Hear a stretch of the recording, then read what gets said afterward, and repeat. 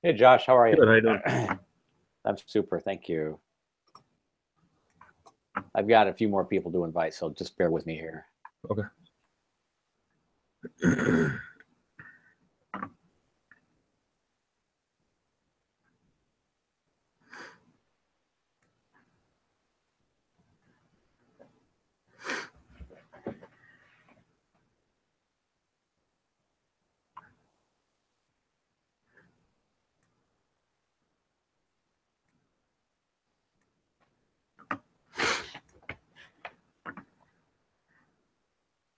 Sounds like a cold. Yeah, bronchitis. It's awesome. Yuck. Happens every year. Okay.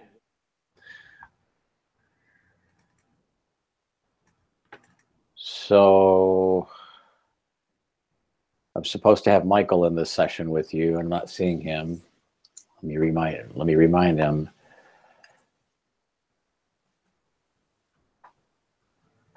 Okay, so let's get right into it if you're ready. Do you have anything you want to go over? Well, I ran an energy analysis. You ran a Department of Energy com check? No, I did not. I ran it through Revit. So, yeah, kind of interesting. Let me see if I can screen share with you. I always forget how to do this. Okay, here it is. Okay. And so these are my results.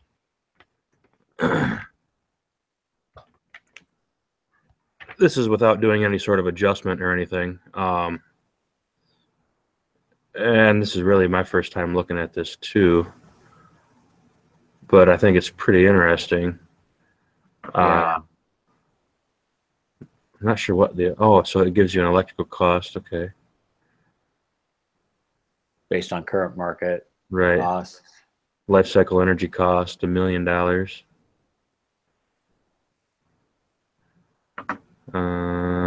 So it even took into account the Yep. The degree of the quality of the heating system. Well, the solar system. Right. Photovoltaic. Right. I see that now, the PV array. Yeah. And then down here some energy use, electrical consumption. That's pretty cool. Uh-huh.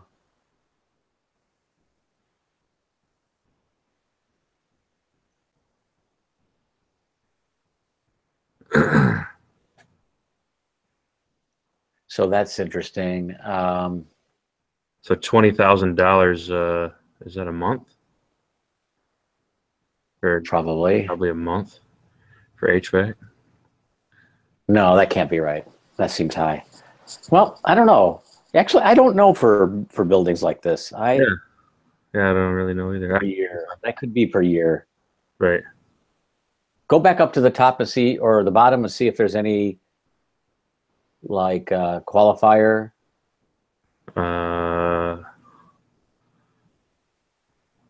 This is all saying monthly, so I would assume that up there is monthly. Yeah. So I wonder how you would. Okay. This is very interesting. Yeah. So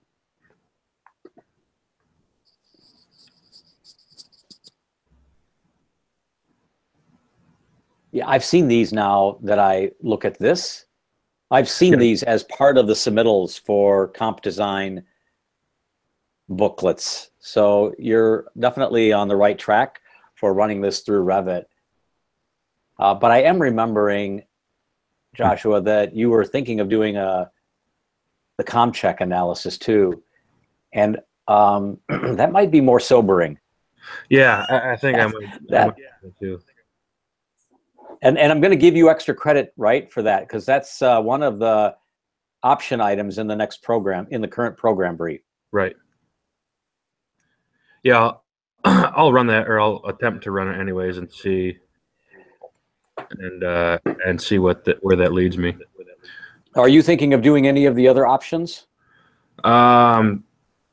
Yeah, probably. But to be honest with you, I couldn't tell you what they are right now because I only read through it once. Right. Right. Okay. But it seemed like I was pretty close to having some of those other things already. So, I know many of you are, particularly if your work has kind of demonstrated an interest or a depth in certain categories or certain areas to begin with. So I feel like you're someone that could easily select more than one option, you know, to help things along, to help your grade along. Sure. Did you have any questions about the brief at this point? No, not really. I think it's pretty straightforward. Good. Well, I'm going to move on to Michael because I see he's here, and I wanted to spend more time with him. With all due respect to our time with you, I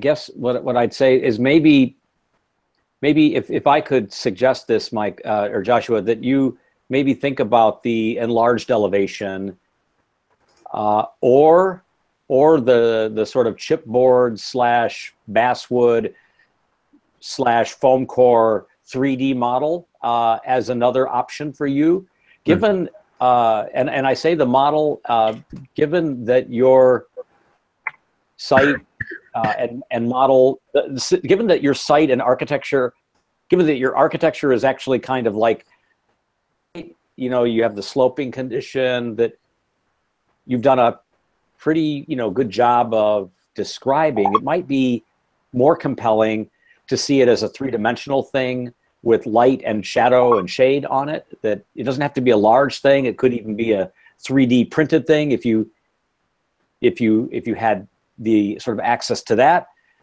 Could be chipboard or whatever you want. I would think about that. Now, again, I want to be clear that it's not something that, you know, you're not going to like bring this to the classroom and show everybody, although that would be fine. I have to be able to share that so that like Nancy and Alex in their respective locales can see it digitally. So if you make it physically, it has to be translated digitally into a digital format, okay? Right. No, it makes sense. And as far as, while we're on the subject of format, as far as the format that I had presented at the last benchmark, is that going to be fine for our final? Yes, that is the final, right? I mean, you know, along like an 1117 kind of landscape format that composes each sheet so that each sheet is a beautiful thing unto itself in the fashion, right, of the examples that Ash put up on Blackboard, particularly like Janelle Schmidt's presentation, Katie Shelton's presentation. So these are sort of milestones for you or benchmarks that you need to look at. But in terms of where you guys are, I see this as polishing some surface and corners and edges of what you've already done and adding to it with the new required things that are articulated in the brief, and then the selection and implementation of the option things that are indicated in the brief. And yeah, I think most of you, including you, Josh, are good to go. Okay, cool. Sounds good. Great. That's why I'm cutting you off tonight. Cool. I can go home now, right? All right. Thanks. Yes, sir. Well, I don't know if Ash is going to hold a class tonight, so maybe okay. Kind of, you know, come back in Sure. at 8:30. All right. Okay. Thanks. Cool. Thanks. Okay, Michael, are you ready to go ahead? Yeah. You want me to send this to you, or I can screen share? Let's screen share it. Okay.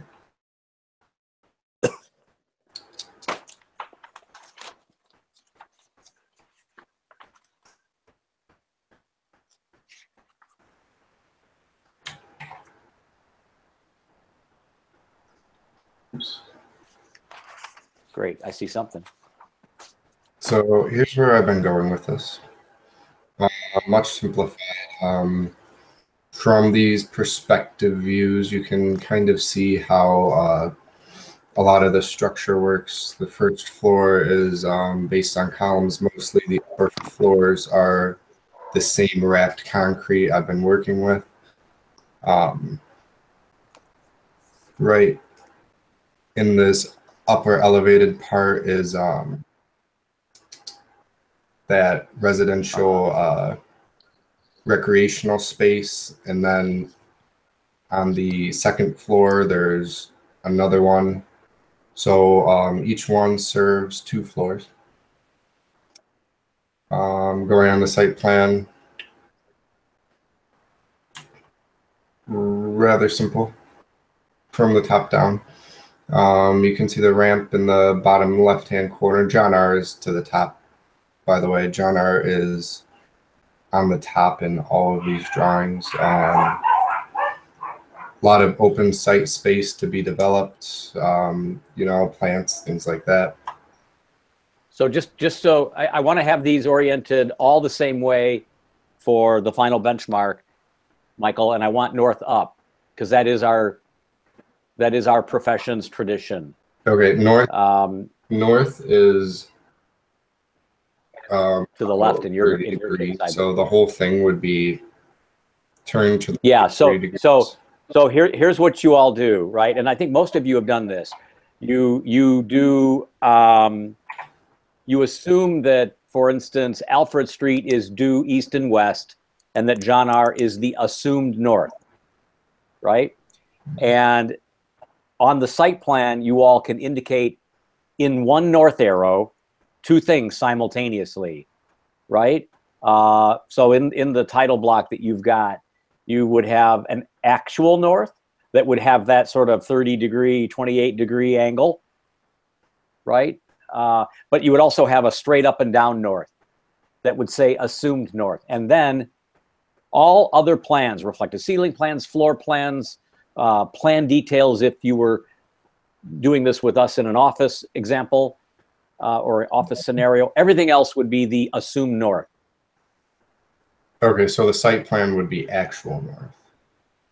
The site plan would be oriented to an assumed north, but it would also indicate in the north arrow an actual north. So let me just draw this for you real quick. So you, in case, because if you're having a question about it, then I got to believe that others have this question.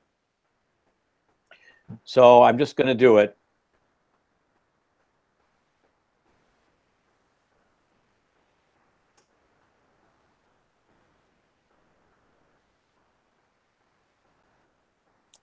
Like this. Can you see that? This is the actual north. Mm-hmm. Do you see my drawing? Yeah. And then this is the assumed north. And all of your drawings, the site plan included, are indicated like that, or set to that orientation.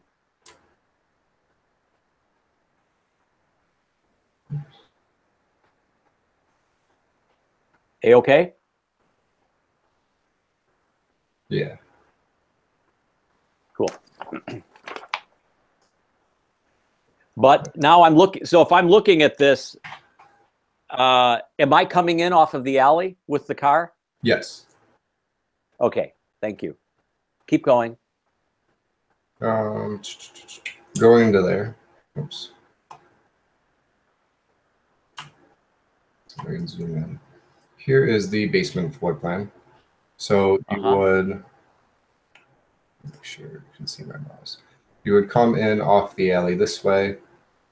You can either follow this loop around or go this way, follow this loop around. 50 parking spaces, 50 lockers cut through the middle here. Although I do realize I'm going to need some kind of pathway through it. You can cut that easily. The box at a bit, I can't see all of the column flags. Can you push the drawing up? The box at, let me close the pictures. Sorry, it's at Go back to the basement plan, please. And oh, it looks like 1, 2, 10, 4. Please go back. There we go. So there's a box at column line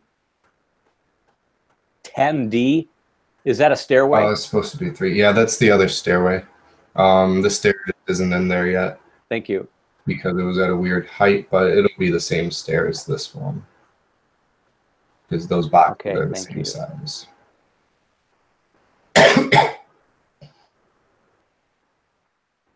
And then there's like a double line is that like a paint line that separates the direction of traffic? Yeah, that's a paint line. Yeah, so that's an unusual graphic. I guess I might not do that. I might do it only, Michael, on the ramp down and to the sharp dog leg that takes us east, and then do it only at the corners so that people entering that change of direction know that there's kind of an expectation that they stay in their lane. But you don't need to do it in the north-south straight runs, okay? Okay. And then finally, the elevators, so the stairs need doors into them, for one thing. The other stair needs to show the risers and treads. And then the elevator needs a partition. The elevator cell that can grab some of that stairway or all of that stairway, that needs to be enclosed with maybe a aluminum glass and sash storefront, Michael, so that Yeah, like a vest. so that you create a vestibule that is at one moment a sort of a security realm for people, for all of the residents, from people that aren't residents, Mm-hmm. right? And then it's also kind of a thermal break. It's like a vestibule break, so that cold air on a night like like tonight doesn't run up the elevators like a chimney. Right. And then finally, column 10 should really be column line 3. Yeah. So change that. Thank you. Let's go look upstairs.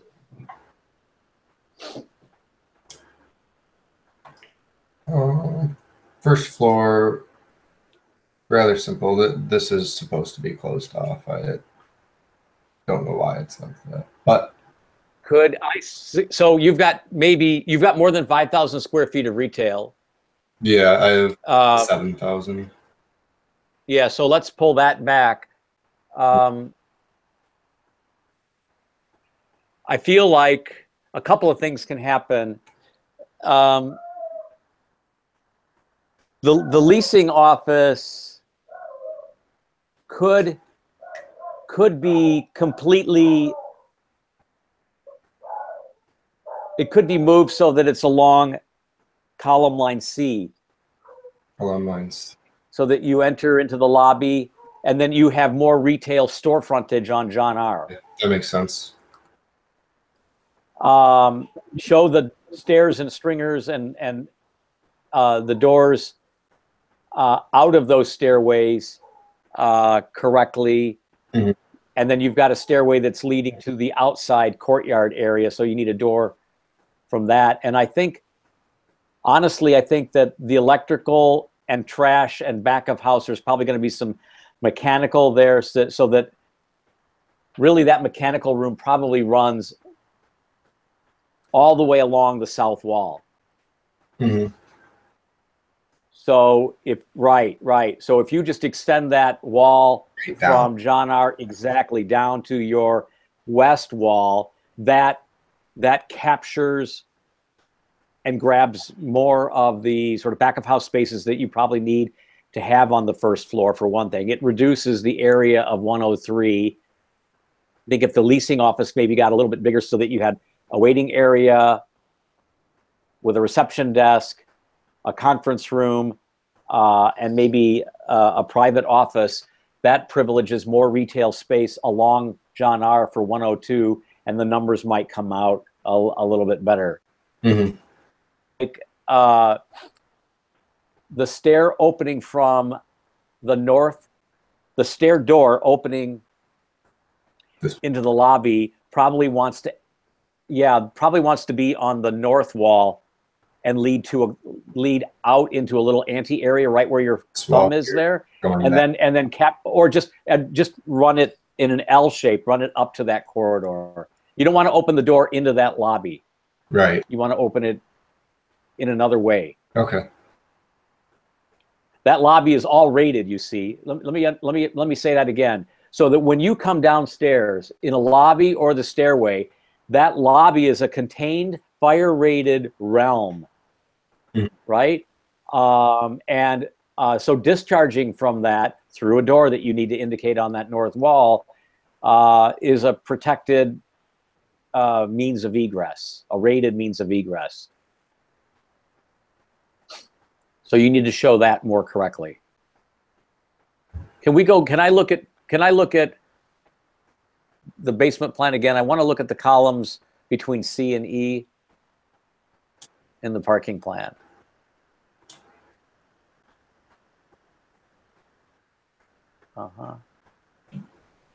Okay, we can go upstairs.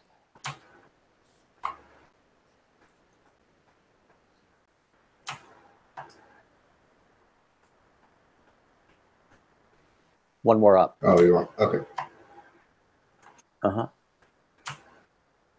Level 2. These areas are better.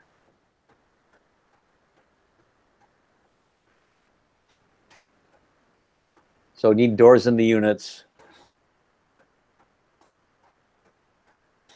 Oh, they have doors. So sliding doors. Oh, yeah. Legal. Yeah, you got like barn doors, right? Yeah.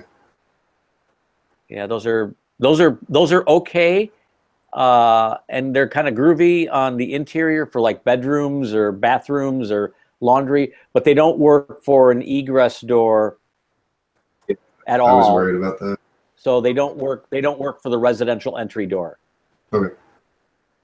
Unless they're electrified. That's the only way, Michael, like a grocery store door. It's the only way you can use sliding doors in egress conditions. So the entry door into a residential unit, notice that I said swinging into, right? Yeah. An egress door swinging into a residential unit has to be a swinging hinge door. The barn door only works as kind of an accessory space door for a residential space door. But I like the idea. Maybe it becomes kind of an interior design. Pool tables, groovy furniture. Is that a kitchen where it says rec room? Those are just bookshelves up there. Okay. So I think the other thing, so this is a big room and it's very generous. Maybe Michael, given that you were really the only one, to your credit, that talked about the user group and the sense of community and all of that stuff, which I thought was spot on. And honestly, sorely missing in the other conversations with your classmates. I think a little bit harder, Michael, about this room. Think about like a fireplace.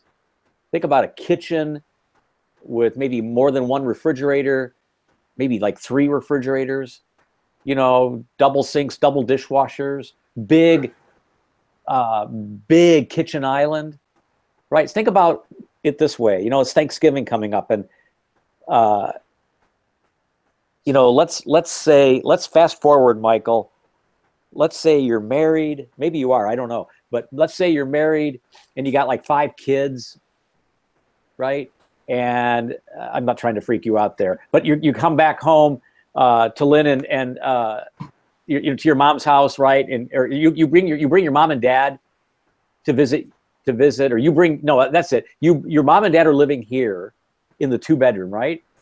We're fast forwarding now. They're living here in the building you've designed, and they're going to host Thanksgiving, and you've got a shitload of kids, and maybe some of your siblings, if you have some, are bringing their kids. So you can actually conduct, right, Thanksgiving dinner, and you can cook it in this room, right? So think of this room not just as a recreation and like space, but like a social family space that real kinds of rituals like eating and dining can occur in. And I think that'll help give more sort of credibility to the concerns that you've been talking about. Yeah, that makes sense. Like it's like an extension of the room, like a family room. Exactly. So it becomes the living room that the small units kind of, because of the need to make them smaller, and because you've made them kind of chintzy small, which is what everyone's done, which is what we do in our office, right? you create an alternative living room, like the gatherings that, you know, can be like a conference room in my office. You just sign up for it at the time slot and the day of the week that you want it. But you could have Super Bowl parties here, right? You could watch the U of M Michigan State game here. You can cook Thanksgiving dinner or have the Christmas party here, that kind of thing. So when you configure furniture and pool tables and bookshelves and that sort of thing, don't forget, like, the kitchen with an island. Think hard about the appliances. Think hard about seating at the island in terms of like numbers. Maybe think a little bit about a TV area or a theater area. Think about a library reading nook, if that's possible. Think about like a business center where you can go and you know, print some documents, like, you know, Groupon coupons, that kind of thing. You know what I mean? So that it can be kind of a polyfunctional space.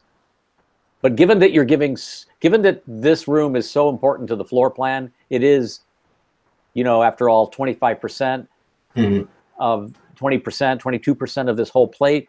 You have to really like think hard about it. And then the last thing I want to see, I think, on this plan is a typical, you know, like the 655 unit, what that lays out like.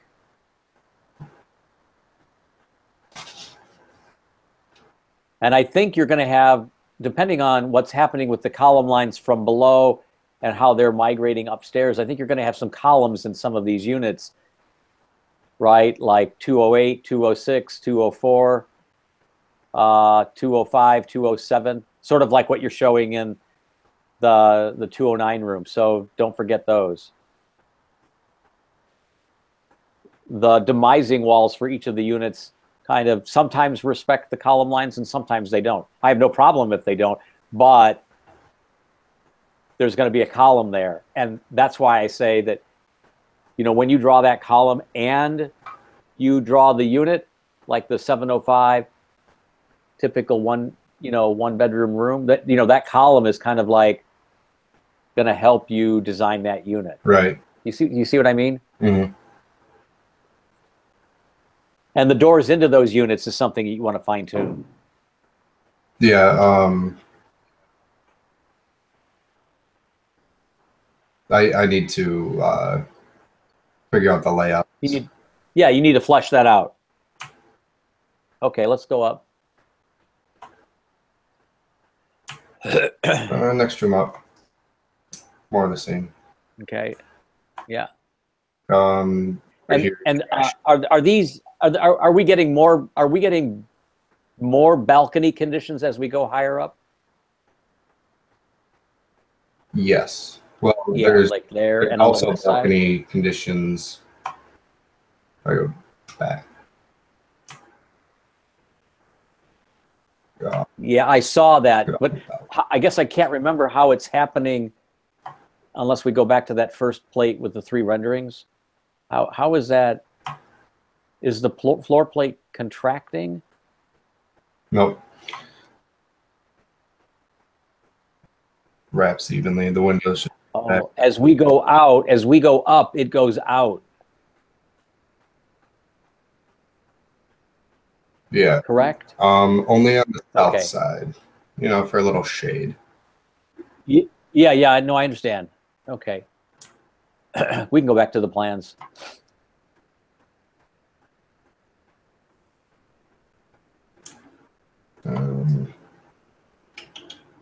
Regular units. I'll skip to the next one. 4th floor. Yeah. Top. So, Michael, I think the patios need more definition. I think, you know, what's going to happen is it's not one continuous terrace that runs along column line E, for example, and then its mate on the west wall. I think those are individual terraces for each unit. Like, so Studio 500 gets its own, one unit 502 gets her own. So there's going to be kind of like aluminum fences or opaque walls that go all the way out to Yeah. the outside of that plate, Mhm. right? And you're and in the same way that you're going to want to show doors into the units, you're going to want to show a door from the unit itself to the terrace, and you have to decide whether it's the bedroom or the living room that has the door, or both, Mhm. right? But I think you have to demise the terraces. You have to partition them. Yeah. You don't want me walking over to your unit to use your gas grill when you're out of town, and then depleting your gas supply while I have, everybody over to watch a football game. Yeah, it's a big area too, and I think Yep, it's too big. If you don't partition have egress from it. Excuse me. So there'll probably be something extending out right there, Yeah, that's my point. and then a railing going along that. Yep. Top plan, is that this one here? So, okay, so this is the 2-story height space. Yes. And, okay, so let's go back to the site plan for a second, because there's a move that you're making that you're not talking about. We can stay there. Okay, that's fine. The move that you're making is that you've compressed the footprint and the volume of this development into, I guess I'd say 1/2 of the site, right? The easternmost half of the site. Yeah, almost exactly. That means that you're not developing of the site, with the exception, of the jump ramp. So what obviously then what the benefit of that is that you have an opportunity to do something meaningful to this ground plane, and I'm not clear yet what that is. So can you talk a little bit about that? Can you talk about what's going to happen here that the drawings aren't So if able to talk about? the site plan, this is the sun for today at 2 p.m. So all of this area gets the most direct sunlight. So I want to make it into a complete green space. A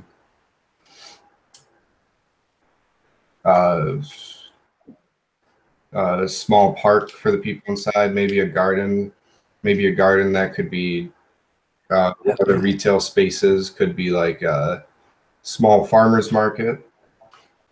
And then some of the people who work it, who live in the building, could sell it to these guys up here in the rest of City Modern. So, okay, so what I think you need to do, just like, we talked about the configuration of furniture in the community spaces and thinking about them with intentionality, right? I hope I said that. I think you need to do that here. So I think you need to show garden areas. I think you need to show walking paths, planting runs, where landscaping is for, the development in terms of like trees, things that are permanent in landscaping. You need to show things that are hardscape. You need to show compost piles. You need to show lighting. You know what I mean? Right. Or community spaces for gathering, in case there's maybe like a possible beer garden pop-up opportunity, or an outdoor like chef's table opportunity. So thinking about it as a thing with content and program and intention, and not just a stippled ground plane on the site plan. I think, when you say that that's what you intend for it, or want it to be, I think you're committed then to illustrating what you know about that stuff and deploying it on the site plan. Do you have other 3D views or elevations that I can look at? I have these ones, but these are, just the plans. Let's go through. Here are Gotcha. elevations. This is Thank you. these. That's the north. Yeah, that might be mislabeled. No, it's the north. You got it right. Yeah. Okay. I feel like these elevations, and I said this to someone else. I mean, I feel like these end elevations, there's kind of a binary quality to your work. It's one thing, and then it's the opposite, right? It's transparent, right, on the west elevation, for example, and on the east elevation, but it's opaque on the north and the south. It's one and then the other. It's one thing and then it's the opposite. And I'm wondering if there's any sort of,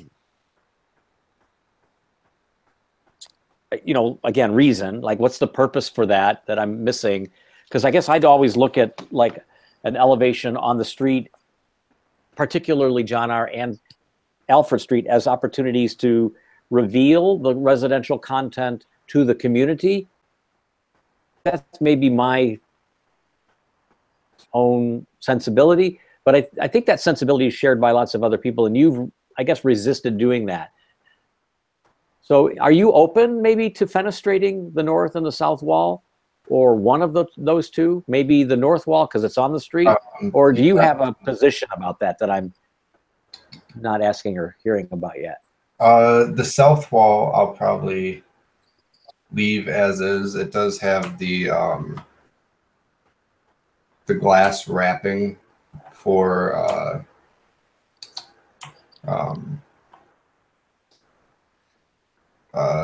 the two-story space. Yeah, the recreational space up here. Yeah. And here.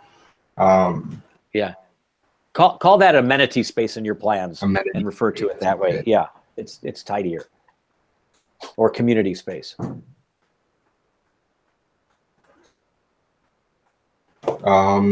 I am open to doing something with these two walls, or with the north elevation. I held back. Well, you're going to have, okay, thank you for that. You're going to have like that lobby that has the door, right, from the elevator and stair. So that's penetrating at the ground floor. Yeah, go straight. You have retail now. If my advice about sliding the leasing office to the sort of west area behind the retail, so you have an opportunity to introduce glass from the John R. facade to the Alfred facade. And I think if you have your leasing office on the Alfred Street facade, which, I think for me, that could be transparent too. So that whole ground floor, Michael, could be transparent. If we go back to the plans. Yeah. I actually did have a plan for that because I wasn't sure about cutting into these upper floors, but for the ground floor plan, I was thinking using some sort of screen system here instead of a solid wall, or instead of glass, since I have glass on the north and south. Or it could be kind of translucent glasses. Is that what you're saying? So is there some reason why that's? I mean, I understand that there's kind of a structural frame or bookend, one at the south end, one at the north end. It seems like you're trying to, appear that the building's being held in place like vice grips. Is that a reading you want me to have? Is that a reading you want us to have? Yeah. Okay. And it is also structural because those are those end column lines. Yeah. But not to argue, but you have columns that are doing the same thing throughout the building, and it's only columns, not walls. So those are maybe part shear walls. But even shear walls can be fenestrated. Or can you show me a typical res plan? Mhm.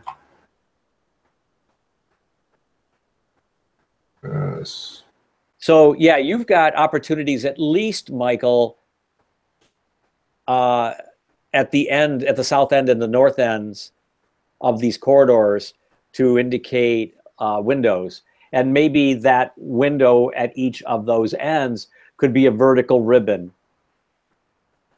right, of glass flush with that wall. Or maybe that glass can actually project out from that bookend structural wall and be kind of a vertical glass rectangular bay window, if that makes sense. Okay.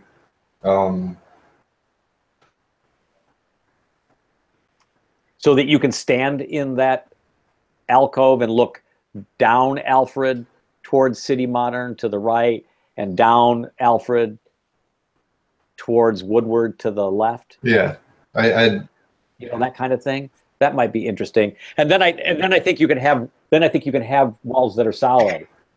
Yeah. I like that. And I like the idea of bringing it out because I put windows in it a while back, but they looked really dumb because the sides are cantilevered. Well, your building kind of staggers at the end, and maybe the window is a way of unifying them. Yeah. Right? Maybe that bay window is a way of unifying them.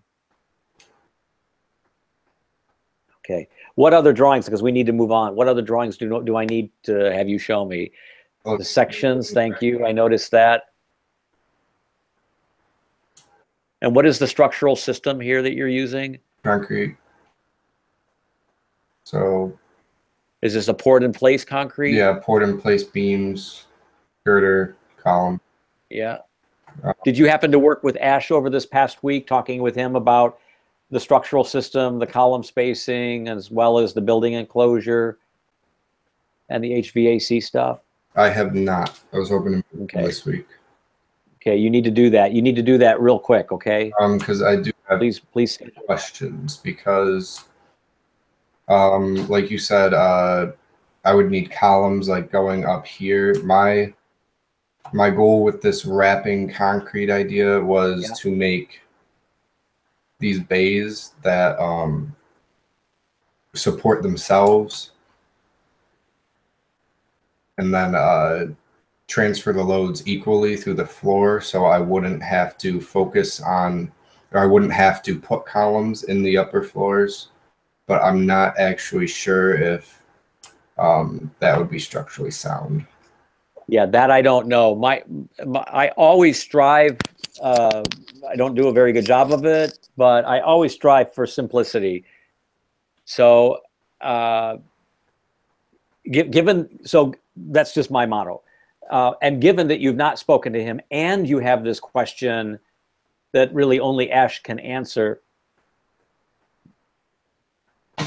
and given that you have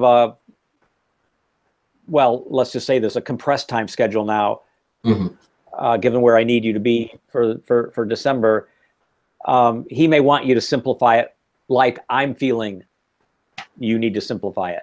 I would try to not do an exotic structural system or something that's never been innovated before at this point in the semester. I would try to resolve a conventional structural system so that you can make sure that you hit all of the other things that we need you to clearly demonstrate and substantiate that you've hit, right? Right. So try to get past this. I'm intrigued with it, but I want you to resolve it quickly. Mm. Good idea. I'm just saying that because I can't answer your question about it, because it's out of my league, you need to get someone's advice that can. And yeah, since you haven't spoken to him, you need to do that soon. And so let's keep looking at the drawings. Gotcha. Electrical plans. So I haven't put in any electrical because I need to finish the room layouts. Structural 3D plans, slabs, columns. these lines, which are actually just walls. But yeah.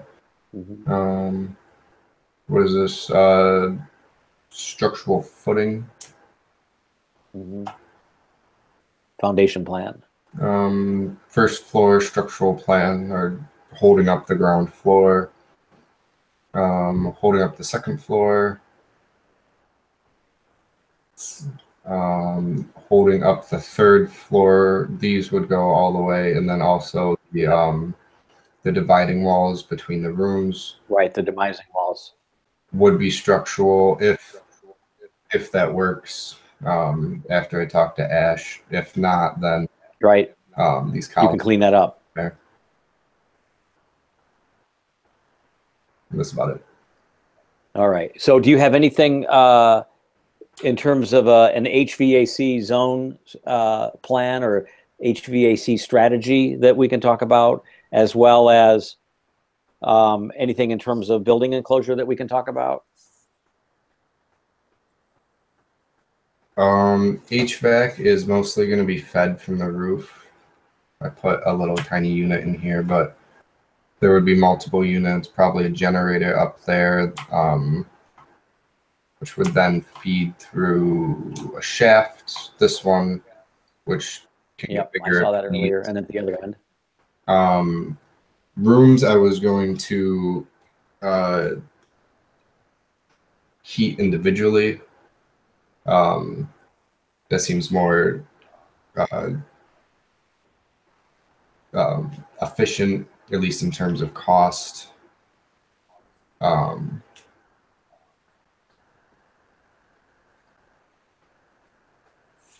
Okay.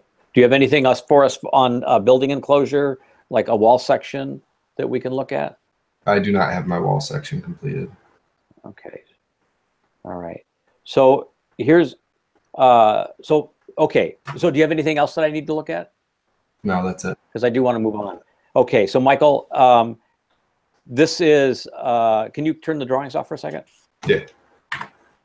So I feel like this is a big jump for you, and I want to acknowledge that. So I want to thank you for pushing, and I want to thank you for pulling this package of drawings together in a fairly organized way. There are still several open items that need some additional attention, that are items that on things that you've drawn and made some conclusions about. There's still some loose sweater threads on the things that you've done. And then there are some things that are, speaking of sweaters, there's holes in some of the sweater. You know, there's some things that you've not done yet that are problematic for this review. But I have enough, I think, to look at tonight to review the original sort of assessment from Benchmark 2, and I'm prepared to do that now. So I want to thank you for allowing me to do that and giving me the tools to do that this time. The thing, I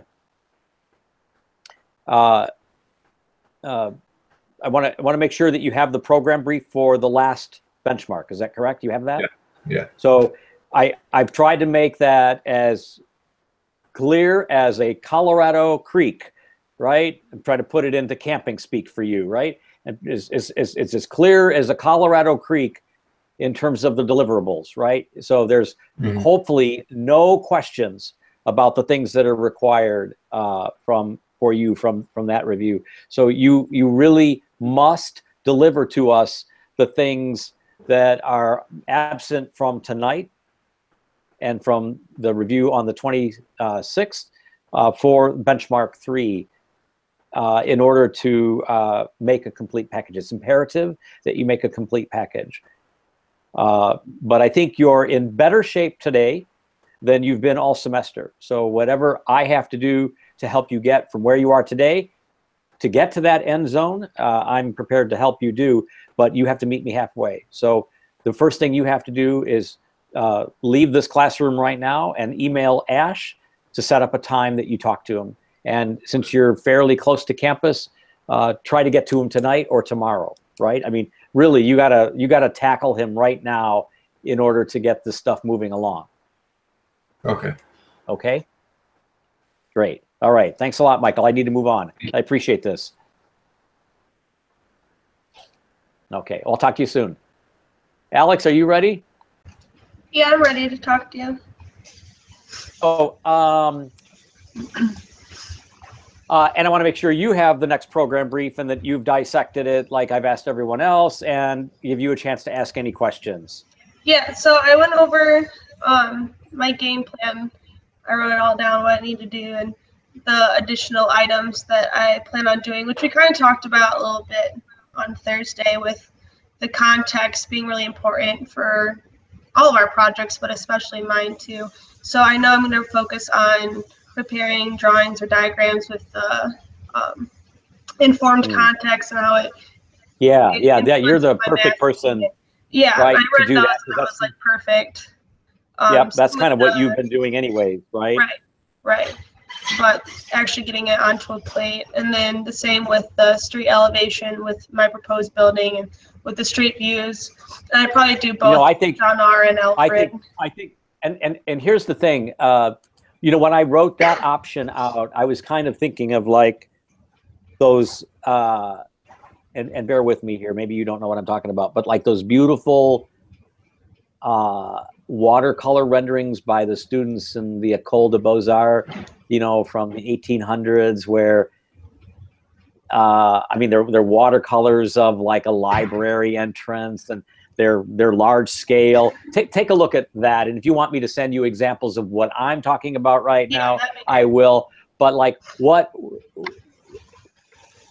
could that elevation / section actually be painterly in the tradition of like a watercolor rendering or a hand-colored pencil rendering? My goal with these options, you guys, is to let you pick something, A, that you know you can do because you've kind of already done it, extra credit for something you may have done, or that you've been meaning to do, or that you've done but you've not really shown us. And it's a way of like leveraging that effort for credit. So doing something you know you can do.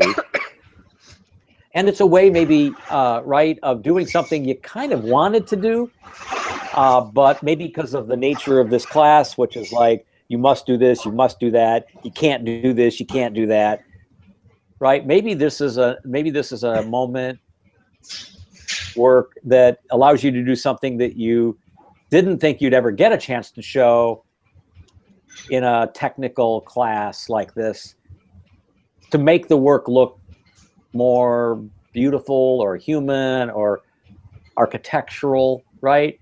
Yeah. So for me, it was an opportunity to get you guys to think about doing something that you've never had a chance to do, like a hand-rendered photoreal elevation or a hand-colored watercolor, like literally like watercolor on arches paper. For example, I'm not saying it has to be that for it to satisfy that option, but I'm saying that it could be something like that. And there's lots of software today where you can render something in 2 dimensions that looks like a watercolor, or looks like a magic marker drawing, or looks like a colored pencil drawing, and has that kind of effect.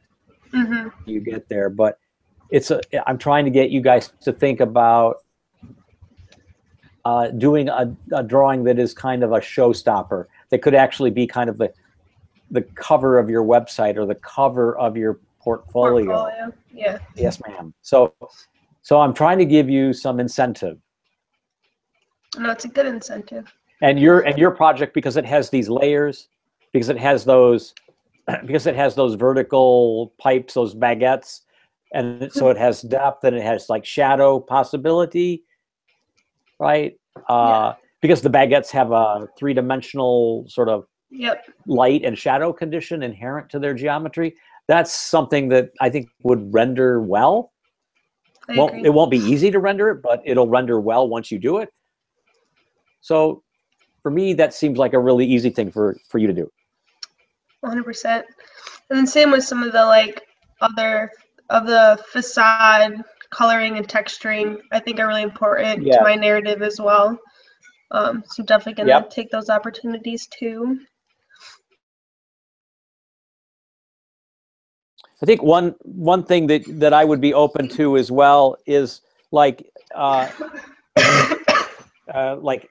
interior perspective of the unit itself, like a color rendered interior perspective. I would be, if you wanted to do that and you wanted to like add that to the mix or get credit for that, I would be open to talking about that. Cool.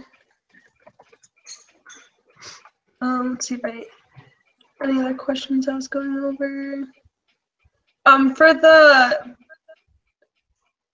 narrative where we can either choose between the axonometric drawing in its context or the 3D model, that's just like in relation to all of its surrounding buildings, right? So I missed all of that question. Oh, sorry. The options between doing a digital axonometric or the physical, that's just the building within its context, right? Yeah, so what I meant by that was you can do a 3D computer generated perspective rendering, Okay. or you can draw it by hand. I'm just trying to remind you that I'm not requiring everything to be Digital. computer generated. It can be hand drawn, but like everything that you're about to do for the rest of this semester for this presentation, it's got to be top drawer. So I don't necessarily, I'm not necessarily talking about like how can I put this? I'm not talking about a simple line drawing that's black and white that substantiates the case for the rendering. I'm talking about a rendering that's amazing. I don't know if you heard all of that.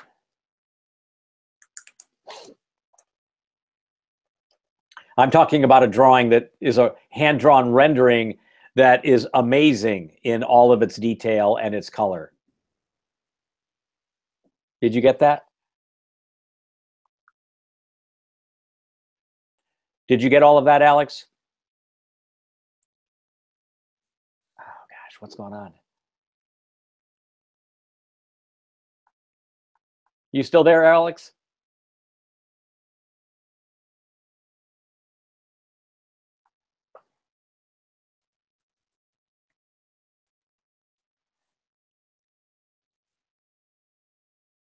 I can't hear you.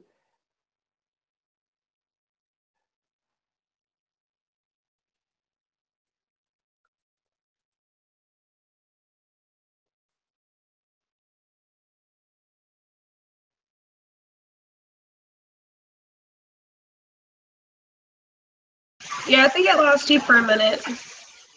Okay, so you're back.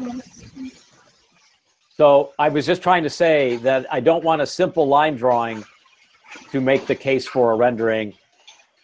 And I'll give you examples of, if you're thinking of doing that, let's talk about it, because I want to show you what I mean by hand-drawn drawing. Can you not hear me?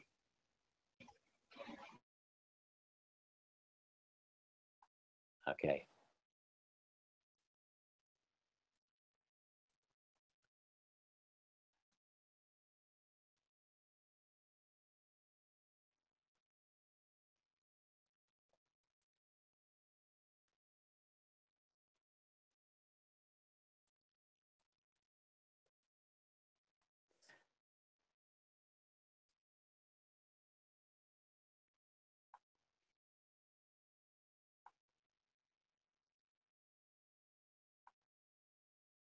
Are you still there, Alex?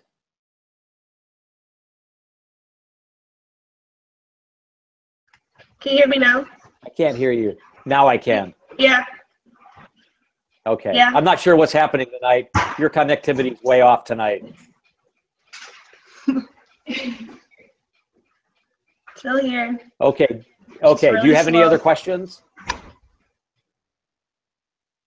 Jeez, this is bad.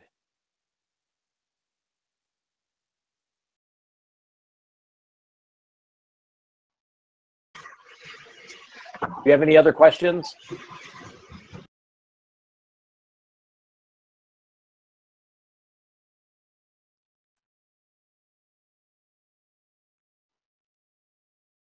Nancy, can you hear me okay?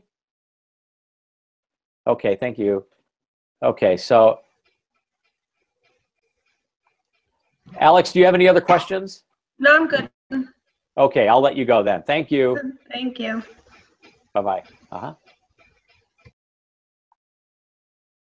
Hi, Wu. How are you tonight? Good. Good. I'm glad you can hear me. Yeah. So last time we have you argued with me, and I think it's very helpful. So What did I do last time? you argued with me. Yeah, well, we had a conversation. We didn't argue. No, I think it's very helpful. So I totally changed my design. Oh, jeez. I think I have to. So you want to say? Okay, so do you want to screen share? Yes.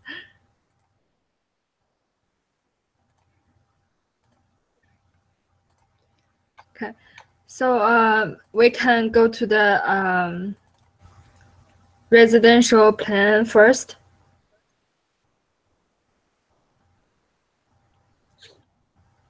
How many floors will you have? Still 5. So could you do fewer if you added one more residential unit on each floor? In that big area next to the elevators? Okay, you mean this area? Yes, ma'am. Yes, I can. So right now the level 5 I don't have all of them. So I still have I add a swimming pool, and I still have the water tank, and Yeah. yeah, it's still 5 floor. Uh-huh. Right.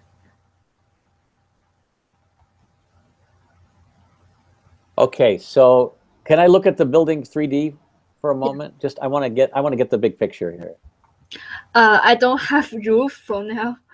Okay, can you just orbit around? Okay. Uh-huh. This is a All right. swimming pool here. Yeah. Wu, Yeah. how do you feel about the building right now? Actually, I like it. I think you're right. I shouldn't. I should give people a choice. I mean, Yeah. live in around the street or Uh-huh. or inside. So Uh-huh. Yeah. I never intended, I never meant for you to change your scheme. I want you to I know know. that. But I want to change because So I appreciate that. And I think that so much of the more sort of structural is not the right word in this class.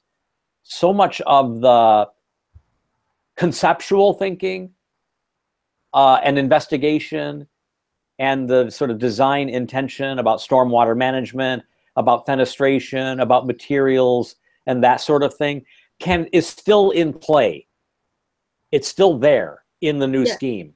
It's like you didn't throw the whole thing out. You just kind of took it apart and put it back together again in a slightly different way, but it's still based around those original.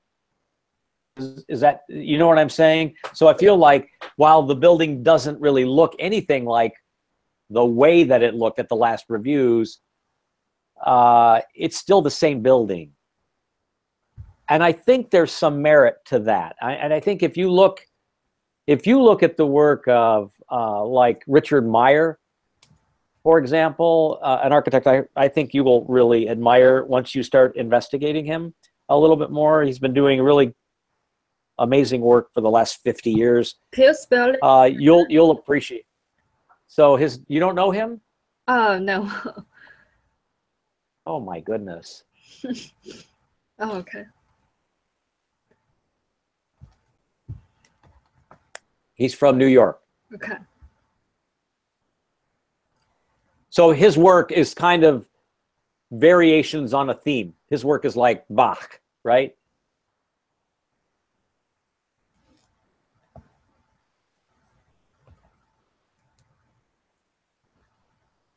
Okay. So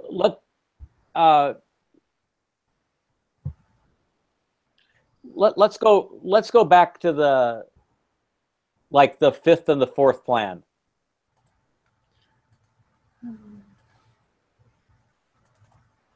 This is level 4. Wu, I don't think I want to have my apartment underneath that pool. Oh, okay.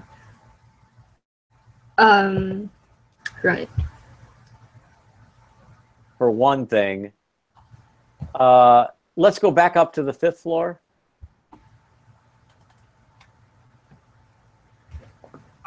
What if the pool was in that big area on the 4th floor? What if the pool was next to the stair and the elevator? Okay, so you It happens everywhere. yes. Yeah.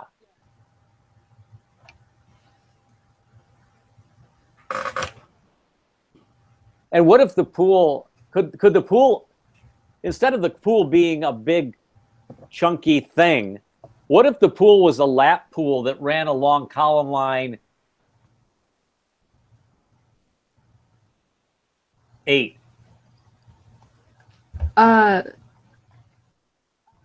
lost you. You mean along the What if the pool eight? was a lap pool that ran along column line 8 and was not a big square thing that you'd swim in and like play in, but what if it was like a lap pool? You know what I mean by that? Yes, I think it's interesting. Yeah. Yeah. So then the pool can run more or less from B2. No. Wow, you've got some unusual column numbers here. From 55 to B2. Some, running like that. Yes. They're unusual letters there. And then where it says corridor, that area can be like a sitting area, and maybe you actually have a cabana, his and hers, changing rooms with toilets and showers. You know what I mean? So on the 5th floor, there's program in that whole area that's supportive of the pool. And then where you've shown the pool between D and E, that's just outdoor terrace. Right. Right. And the big area between the column 53 and B2, that area, I think have the public space. I would think about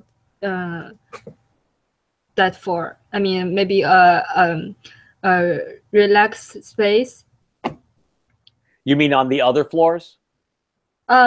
Every floor. I mean, from level 2 to level 5, you all have the space. For level 5, I think it's all pool. Okay. I think that whole area is all pool. It's toilet rooms, cabanas, which are changing rooms, city.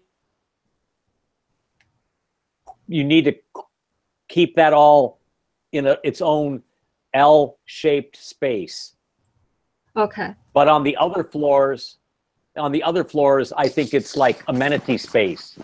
Maybe it's also inset balconies or outdoor balconies that can help make the facade more interesting. So let's go to 4, for example. Yes, this is 4. Let's go back up to 5. Let me say something about 5. So the pool is going to have a depth, right? It's a swimming pool. Yes. So it's going to be like 4 or 5 feet deep. Yes. Right? So there's a couple of things you need to understand, right?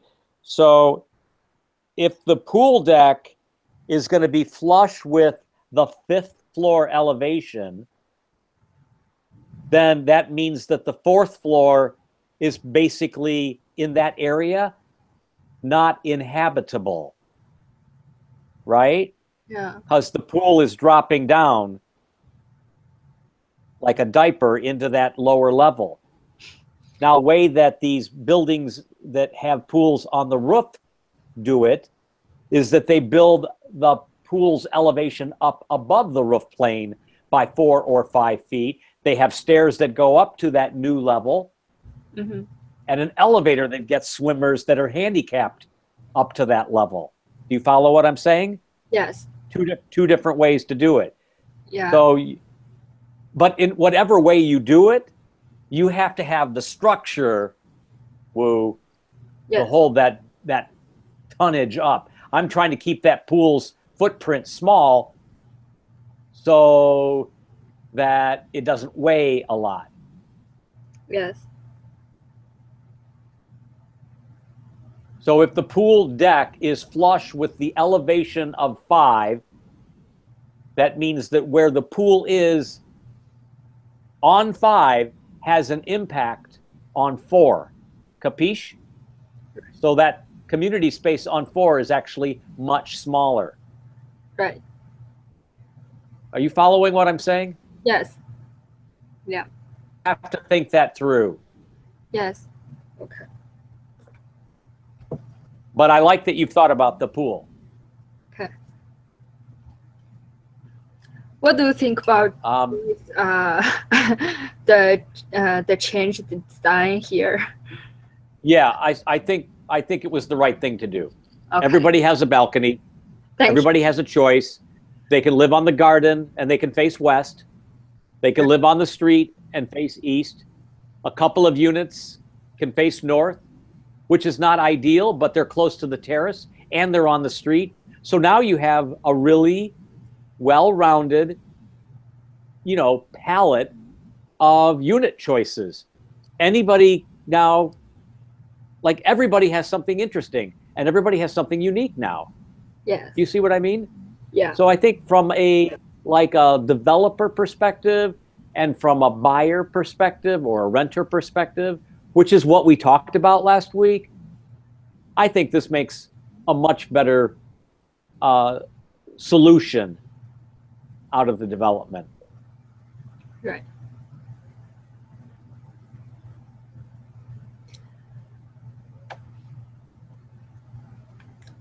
So what do you think about the what else? The level 1? I just did anything change that isn't working?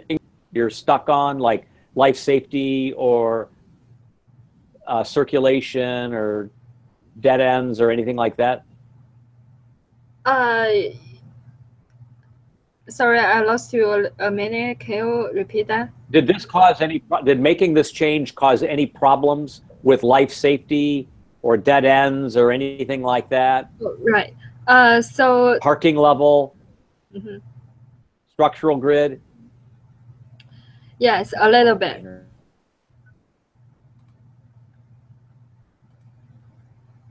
Does the parking plan work? So the parking plan is I only have 42 spaces here. Yeah, it's a problem for the parking plan. Okay. And how many can you get upstairs on the site? 6. So 48. Yeah. So, but let's go. Okay. I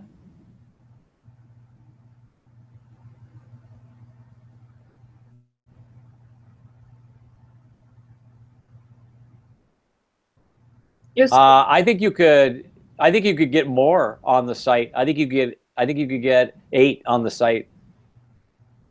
I think you just change the orientation. I think you park left and right. I think you have a drive aisle, double loaded parking, like a lot of other people did. You mean parking left and right? Yes, ma'am. Let's go downstairs again before we talk about that. Okay. Here. Woo, can you zoom in and show me? I can't read these column lines. The column lines along the ramp, Can I put 2 or 3 parallel spaces there? It's difficult because here I have to put 24 spaces here. You see? You only need 20 feet. You only need 20 feet for a drive aisle. You've got the what's the column spacing there?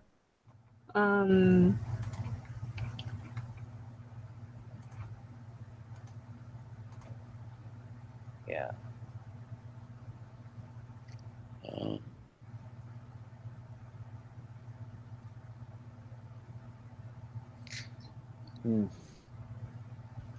And that north-south line is the line of the ramp coming down?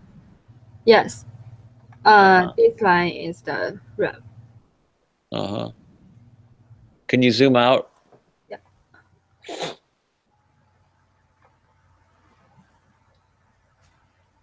These columns are really a problem. That column line B, is it B? 2? B2? No. No. No, here? at the south end.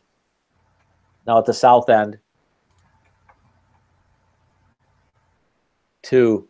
That column line 2 is a problem. Right. People are going to back into that. Woo. I think you have to move. Jesus. I think that row of parking on 1 has to move all the way up to 2 lockers in front of them. Okay. And that's going to make you maybe lose another space. Yes. You may so be able to add a space. Yeah. So I have another options here. Is the Of course you do.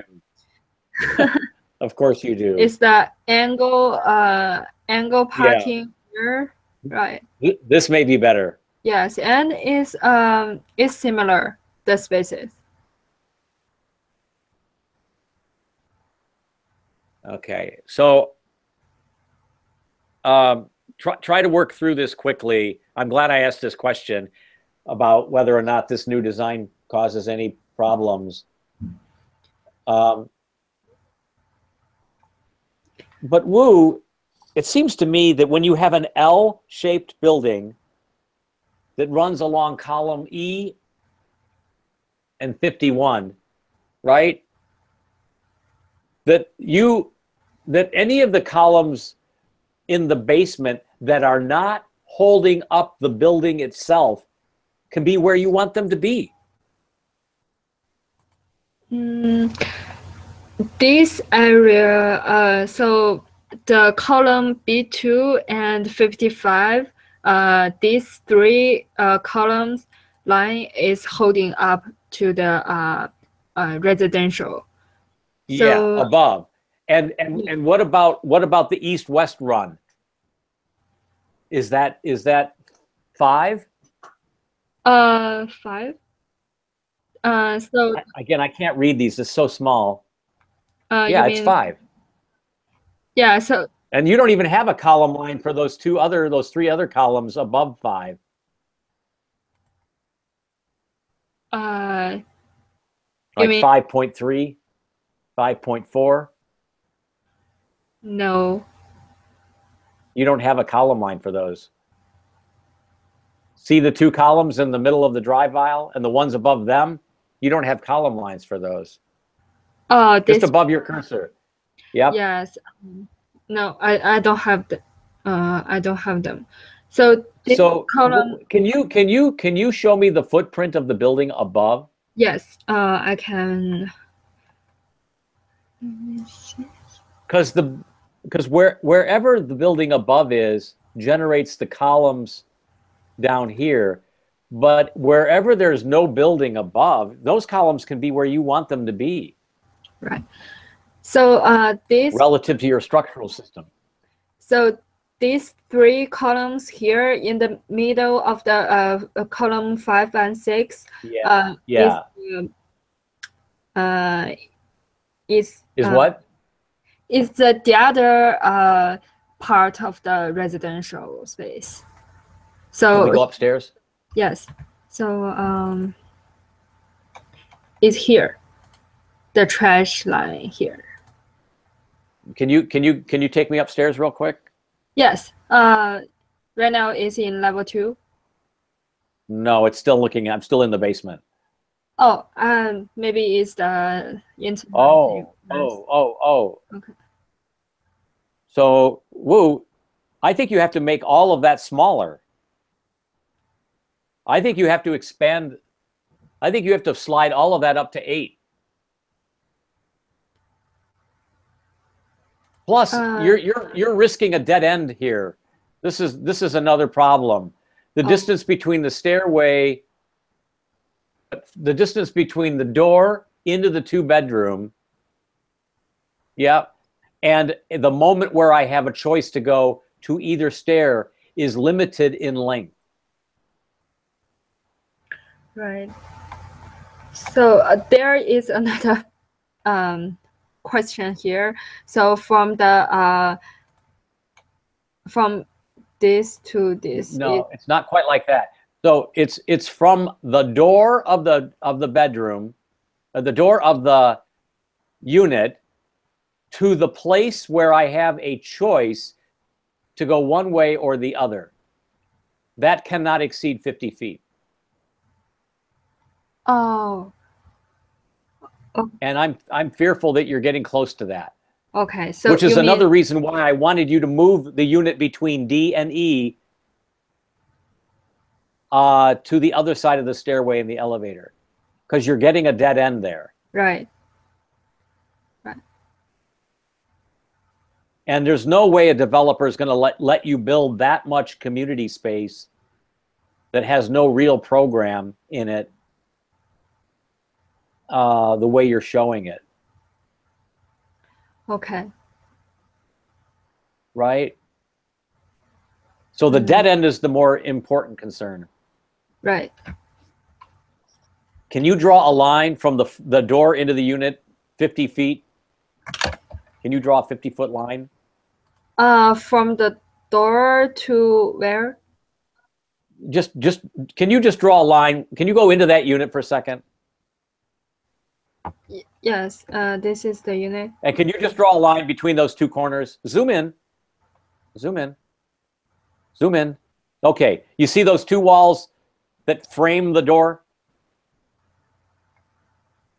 Yep. Can you just draw a line there from the two corners? Yep, right there. Okay, so just a simple line.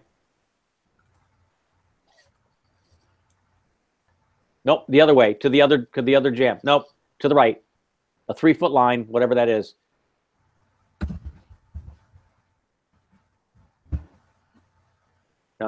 I just wanted a little line right there. Okay, now draw a line from the midpoint of that line, or a circle. Draw a circle that has a 50-foot radius from the midpoint of that line.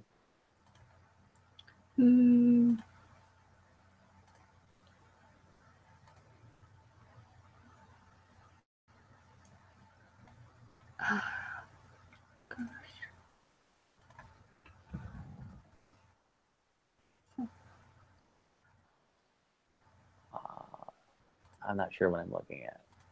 Yeah, you're pretty close to. I don't think this works. No, I meant a 50-foot line from the center of that 3-foot line. You mean the reading? How much? You had a small line between those two doors.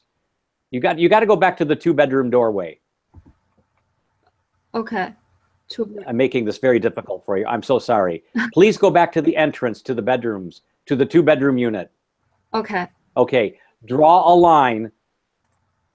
It's only about 3 feet long. Draw a line between those two corners in that alcove there, right there. Draw it there and take it just to the next corner and terminate it. 3 feet. 3 feet. Right there. No. To the corner.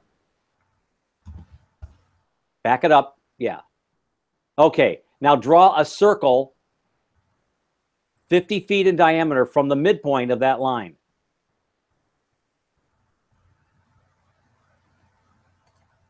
Snap it right at the midpoint. In the midpoint. In the midpoint of that 3-foot line. Yep, bingo, 50 feet. Okay, let's look out. You're really close. Yes. Because where that is, you should be able to get to either exit, and you do make it. Yes. But Wu, you're kind of in really kind of choppy waters. Eric has this same issue. Mm-hmm. What do you And think? I just go ahead. What do you think if I flip it the door to the bottom here? No, it's you need to look at the code research that Eric and Joshua did. But basically it's saying that you can have a dead-end corridor in occupancies like this that have a certain maximum length. And 50 foot is the length, I believe, for this occupancy. You need to double check that. But the way that it's calculated, the way that it's measured is from the most remote point of the dead end to the point where you have a choice to go to one exit or the other. Now that also means, Wu, that everything left of that 50-foot circle is past the dead end. So that whole area where you've got the trash room, that doesn't work. Okay. Okay. You either want to relocate the stair or move the unit. Where else can the trash go? Can the trash not go somewhere else, like in a knuckle? Yeah, so the trash is a problem too. So right now I you have it coming down on the ramp. Yes. So that doesn't work. Okay. Right? You got to get the trash truck's got to be able to get to it, right? So really, you want it off of the alley. Can the trash truck come from the other street? I mean, No, we don't want it off of the residential street. Remember? Okay. We want those are sacred. The street is sacred. That's why you have an alley. Yeah. Yes, that's a problem too. Yeah. So where the bicycle storage could work, or where can you zoom out? Where the retail stairway is, there can be trash down there. It's right on the alley. The trash truck pulls right up there and collects the dumpster. Yeah. Correct? Yes. Yeah, so I should move one of the unit. Yeah. I think the leg that's running along Alfred has to be shorter. Okay.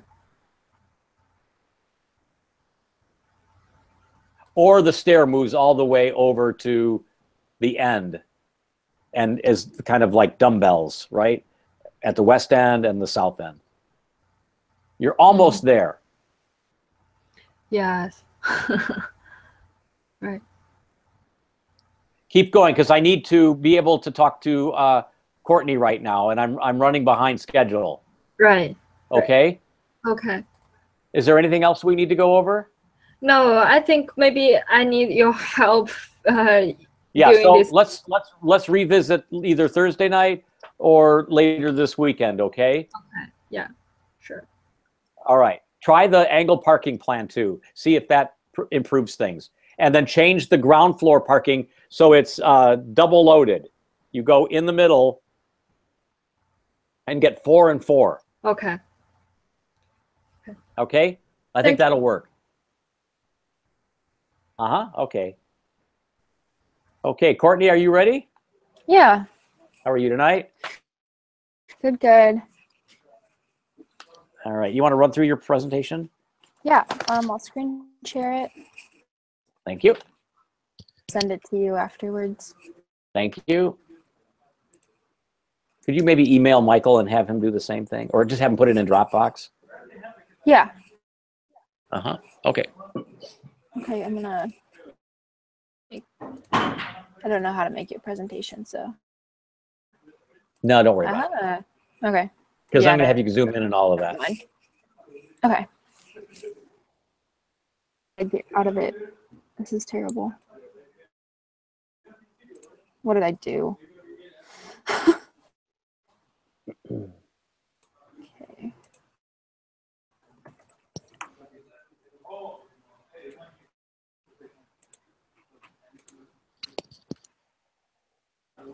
Sorry. That's all right. My sticker's still on.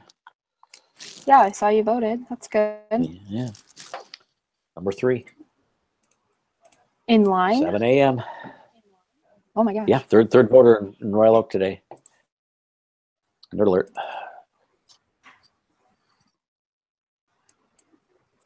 Never sure because I'm not home.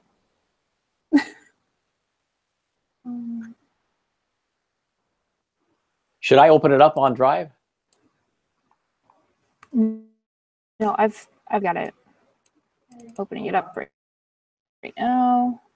Okay, screen sharing again. Well, is it in Drive? Is it in Drive?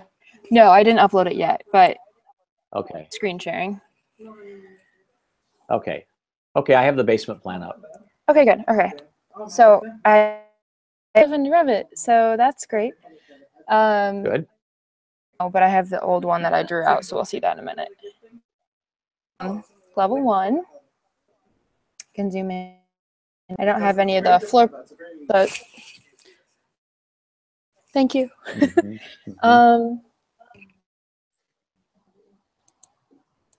we got.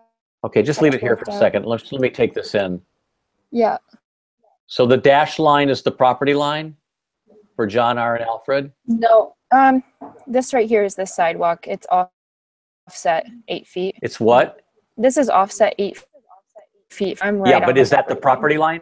Is the dash line the property line? The wall is right on this dash line. That's the property line. Set from that is Okay. the other dash line, which is the sidewalk. Okay, so Road. all of those exterior doors, Courtney, need to be inset Okay. so that the leaf is flush with the property line.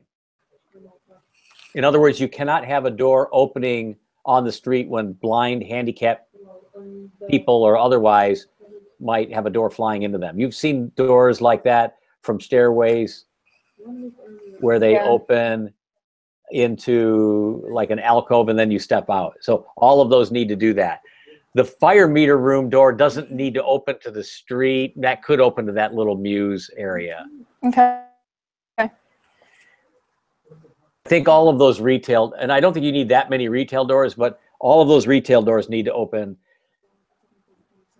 from an alcove, like an indented porch. Okay. And then, so we have 4 and 3 residential units. Is that correct? On the ground floor? 7. There's 4 on Alfred and 3 on John. 2-story units. My first floor. Yeah, that's what I meant. Yeah, 4 and 3, 7, right. Oh, okay. Okay. Yep. And the first floor, like 18 feet. But I've got it. I'm just gonna flip to the next slide Okay. real quick. Go ahead. So I open here, but it allows space to have a second story for those. So these X areas are the sort of It's really- double height volumes of those spaces, like the retail space and that sort of thing, correct? Yeah, that's what I'm thinking. Yeah. Yeah, so you'll want the graphics from the property line to appear here as well. Right. So I can go back Let's to keep the. going up. You want me to go back Let's to keep level? going up. Okay. No, let's go to 3. Got it. Okay, this is 3. And I have a key, but you can't really see it. So top left on Alfred is affordable. They're single bedroom. I might just make those studios though. Okay. Mostly, I have like 60% of my building accessible, which was one of my biggest universal design. So they're mostly have a dedicated bedroom and then a room that can be full privacy package. But it's here, I'll zoom. Can you maybe zoom into that so I can look at it? Yeah. So dark. Bedrooms in the left side, and then the Yep, they're nice. living room will be on the right. Uh-huh. And some of them will open up to balconies, which floor plates. Okay. So All right, let's zoom out. I think you want the property lines on all the plans. I just didn't for some reason. You don't want these things to float. Nope. You want them to ground so that we always have a frame of reference. Okay. Go to the next floor. Yep. Which had below where the terrace was with the community space. And now the exercise room, I'll zoom in on there because everything else is kind of the same. But now I've got and a really big exercise space with like a yoga studio or a classroom that's got the view on both streets and this neighborhood. And then this kind of opens up to the Muse below. Below. Yep. I think I'd like to see the door to that balcony coming off of that sitting area. Okay. All right. Centered on that room. Okay. Yep. Okay. And then on most of the floors, like you do for this balcony. Yep. This, oh, that purple's gone. Yeah, why is that such a small footprint? Here? Yeah. That should be all the way here.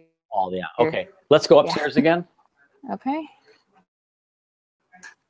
And so then I just fill in that the exercise. Have balconies, correct? Yep. These have balconies. I didn't color code these right, but you'll see here it is, and I kind of alternate it. Oh, I see. Yeah, I see. You need to find a different way to do that. Maybe it's a lighter color blue or a lighter color purple if the purple has a balcony. You need to find a way to... They're too dark, I understand. Indicate that. Maybe put a table and chair on it, a small cafe table with 2 chairs, something. Okay. All right, let's keep running through all the drawings. And then it says 6 levels, but it's because that big, but it just takes away this leaf on Alfred Street and becomes just this zoom out here. So keep zooming out. So that you so the property line needs to be on this one, and you need to show the other footprint as a light line. Right, and that green roof too. So I should have that what? So I really should have had that on here. Yeah. That just connects and completely. I think I want that to completely cover the Muse that's below. And whoops, sorry. Let's zoom in right where the cursor is. So I'm nervous about the dead end. I'm nervous about the travel distance between the stairway and the northmost unit. Okay. I'll double check that. Yeah, and the solution, can you zoom in there? Where it says balcony? I'm sorry, you say that again? Can you zoom in where it says balcony? The solution is to make the top unit bigger by grabbing the hallway along the balcony. Okay, so So this imagine sliding that extends door down to down near where the here. cursor is, right there. Okay, perfect. You understand what I mean? Those are some of the solutions that you have to have. But Yeah. you have to be mindful of the dead end thing. Yeah. Okay.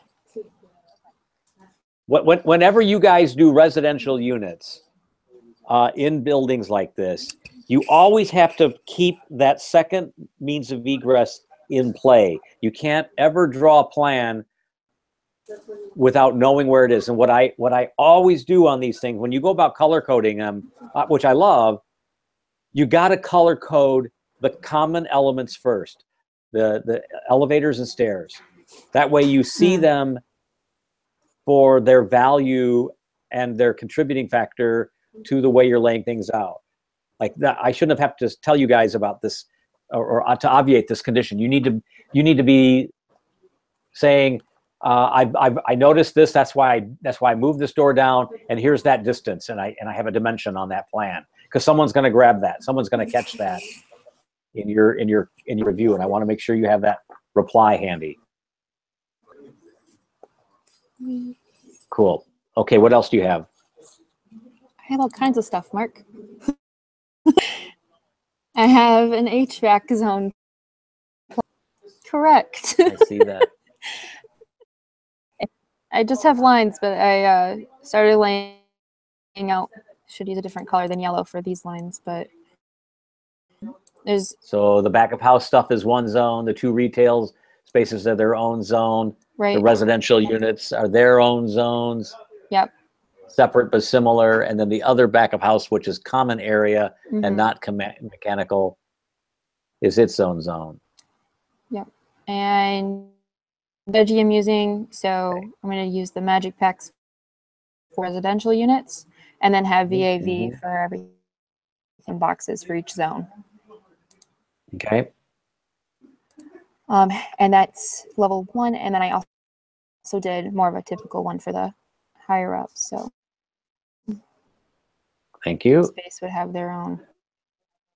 The exercise room would have its own zone. Thank you. Yeah. Okay. Keep going. And then I just highlighted those systems. Uh-huh. So I think you're familiar with that. I am actually. I had this before, but I didn't want Yep. to leave it out for your grading purposes. Yeah. Changed much. Obviously, some of the things are going to change on the ends where I tweaked things and sort of those accordingly. I think he had some problems with the sizes of some of those beams on the ends. Um, So I want you to make sure that you talk to him about this now that you've got this thing in Revit. right. You talk about the structure, other than what materials, hollow core concrete floors on CMU walls, and then the steel structural framing, and which Broke off. because the dorm that's going on campus right now happens Yep. to be the same thing. Yep, I So know. I've got a good reference. Because it's an efficient and fast system. Yeah. This is gonna tweak the So we haven't talked about the parking plan. right. Is this parking plan based on your current basement plan? Not since I've put it. So I don't. So I do you hope have the I- parking plan in Revit yet, or are you still working on that? No, that's the last thing I need to do to it. Yeah. Let's look at that on Thursday, okay? Okay. And then I don't have the. One more time. I don't have like the building, the wall section. All right. I didn't get to that yet either, but So but here's the priority. I want you to get to the parking plan in Revit first, because I want to make Okay. sure this structurally works. And then we can do the wall section. okay. So can I look at the parking plan in Revit on Thursday? Yes. Yeah. Or send it to me Okay. in Revit, right? Send me a print of it in Revit so I can Right. see that it works. And then get to the wall section after that. Okay. Sounds good to me. What else do you have? from last time. This hasn't changed. Okay. So that's what I have. So thank you. Can you turn this off for a second? Yeah. And I was talking to Michael earlier about his push Stop screaming. since last week, and I know you didn't get maybe even as much time as he did, because I didn't really sort of talk about this opportunity until sometime Thursday night. So thank you for accepting that deal and that offer and pushing as far as you did. I know you were confident that you didn't have everything done when you emailed me earlier this weekend or later this weekend, but I felt like whatever you had would help, and I think that's still the case. So I'm delighted to see that you did that, and I'm delighted to see what I'm seeing. And honestly, I think that there's something that's happened in the planning and the architecture for you by laying it out. I think that you're growing more confident with the building design, like in your heart, and and it's giving you some confidence that your idea about the architecture, which was really cool in the hand-drawn iterations, actually has like credibility. Right? Yeah. Like there's not much difference between the thing and the idea of the hand-drawn and the thing as a manifestation of the idea in Revit. So I hope that you see that connection, and I hope you see that directness, and then feel like, yeah, you know, when I put pen to paper, when I start to lay things out to scale and organize things the way I did initially as a designer, that it actually has credibility in terms of like composition, in terms of proportion, in terms of like life safety stuff, which is going to be like the most important thing you do as an architect for the rest of your life. So I want you to feel confident. I want you to feel more confident about that translation. And I hope that after you've done this now and then you do it again next time, that the translation happens sooner, right, into Revit, and because you know you can do it, and that it allows you to sort of think about things maybe three-dimensionally more quickly, because I think that's really where you need to be. So I'll look at this again. There's no other drawings that you want me to look at, is that correct?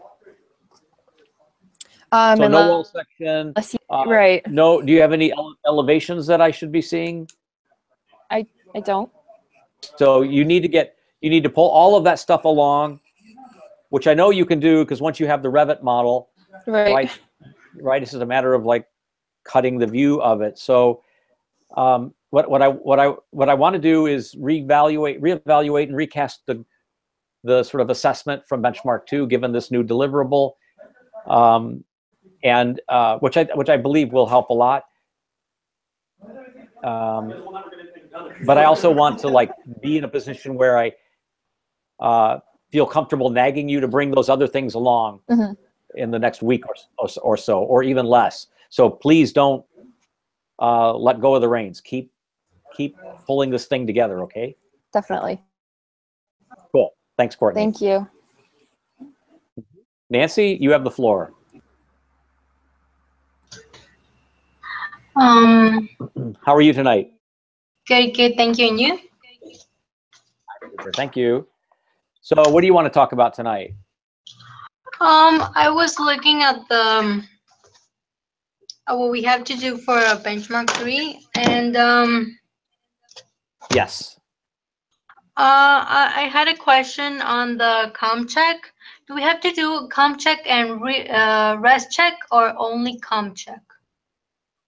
Com check is for commercial. Res check is for residential. I think this is a commercial building. Oh, okay, commercial. So only one. Okay. Com check, Nancy, contemplates a basement, wood construction, 2 floors, maybe an attic, a slopey roof. You know what I mean? Yeah. Okay. Do you guys do com check at work? Yes. Or do your engineers? Yeah, I do. Have you done it before? Yeah. So you could teach me how to do them. It's really easy. It is easy. Yeah, no, it's a great, so like this is the low hanging fruit for you. Like I was talking about this earlier tonight with, gosh, I guess it must have been Josh.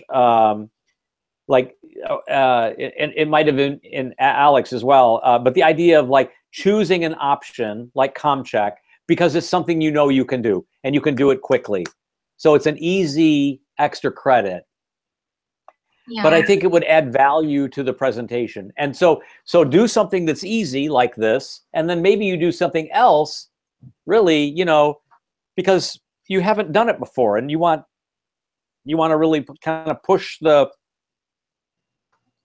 effort over the top for you. Yeah, like the computer simulation model that analyzes daylight strategies.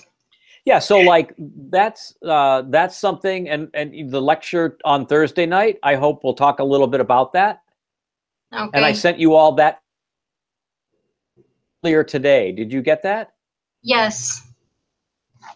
Yes. So Dustin is a former student of mine. He's also teaching now at Lawrence Tech. So he's going to sort of talk a little bit more about this on Thursday. So if that's something that you're interested in, you're going to want to hear that talk. Okay, perfect. Besides that, I've been working on the little stuff like rearranging some my plans. What you mentioned, to put them on one side, the north. I've been working on the right, yeah, just sort of changing the M view and the LT scale or the view scale, right. Just compositional stuff. Is that something you want me to look at, or you? Are you just? I don't need to, but I mean, it's not a great thing, and I didn't print them in PDF. I have them in CAD. No, that's okay. So we can look at that later. But as long as you are amenable to improving the graphic quality of the presentation for its own sake, then, and you're doing that, so I'm good with that. And I've been working on the 3D model, but I don't have anything to show you. I've been just trying to polish it, but it's not done yet. So the only thing I'm going to say about the 3D model for you, the only thing I'm going to wag my finger at you about, is to try and resist, a horizontal expression. I know that that's probably sounding like I'm a broken record, but I just feel like the tendency, it's really hard to do a building that fits an urban environment when it's a big building, right? So one of the things that you can do is to break something that's big into smaller components. We did this for the new Little Caesars Arena. This is a super block. It's a huge building, but we broke it into each long facade, like the Henry Street Woodward facade, the Sproat Street. Those facades is broken into individual masses with gaskets between them, or joints between them. This is, each of those things has their own horizontal expression, and when you line them up, right, they're like train cars on a track, which is horizontal, which I get that, but because they're individual, right, they read vertically, and so this is a way that I think you can do that. So I want you to look at Andrew's and Rasha's case studies and try to be inspired by the things that those people are doing that solve this issue. I think and the reason they're good case studies is because they solve that issue. Okay. The thing you want to avoid is to do something that it's the headquarters for Coca-Cola on a suburban sort of freeway site. right? You know, which is what you see everywhere. Yeah, I've been working on making it look less office building and more residential building. Tough, isn't it? It's very tough. Yeah. Okay. So I will be happy to look at any, and you can do this in sketches. You know, this is another way to, you know, tape your elevations down and do overlays. Just keep doing overlays and just try to break it into more discrete pieces or more discrete masses, and then try to you know, approach them as individual compositions, not just one big composition. Maybe that's another way to talk about it. So I'm happy to look at any sketches that you do over the next few days. So you can send them to me, or we can meet if you need to. All right. Perfect. Thank you. Okay. Do you have anything else to go over? No. I'll let you go. Thank you.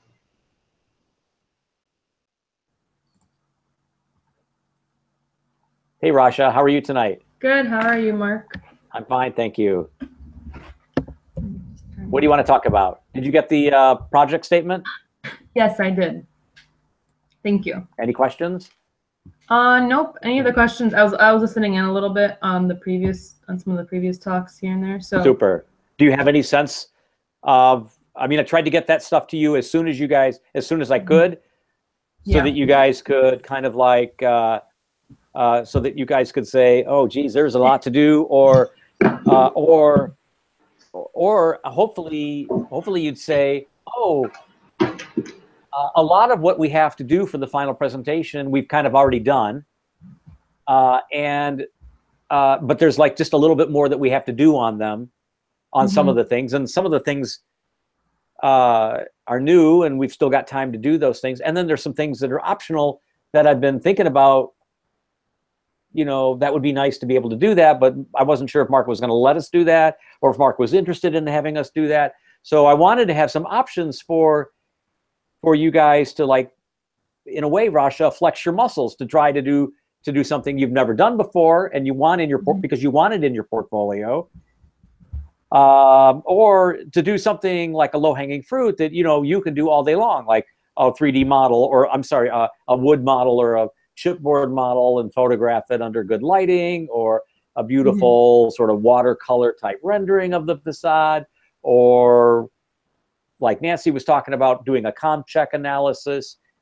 So I hope that there's enough options, that one or two or three of them, Rasha, to help, you know, move things forward for you, which I think would be lovely. Yeah, I agree too. I'm looking forward to it. I just want to like soak it all in. Yeah, get it. Yeah, hopefully so I wanted to talk with Ash yesterday so I could discuss it further with you today about my like wall section, my wall structure. But I wasn't able to. So I have a desk kit with him tomorrow. Well, actually, I emailed him asking if he's available tomorrow. So hopefully he's available tomorrow, Wednesday, because he's usually in his office. So I'll have more clarity on that part. And I think after that's what I'm like a little bit worried about. But after our discussion, hopefully I should be okay with that portion. Yeah, I think so. You just kind of got to do that. Do you have any sense? Do you have any sense of what options you might like to do? I mean, I already know what system, like what my system is and everything. I just don't know, like I said, because I haven't worked very long, so I'm not 100% sure of what is supposed to completely go into my wall section necessarily, or what's correct, based on the system I'm using, based on the cladding that I'm using, versus like also the concrete. I don't know what all the layers should be. So Rasha, your company did the beautiful little building on the corner at the Oakland University, and they used that Shilden curtain wall. You know the one I'm talking about at like Five Corners on the Oakland U campus? Yes. I've been in the building. I just can't remember what it's called. With the booth, right? On the building? Embedded booths. One more time? Isn't there like embedded booths within the wall in that building? Yeah. Okay. Yeah. That's. So it's the.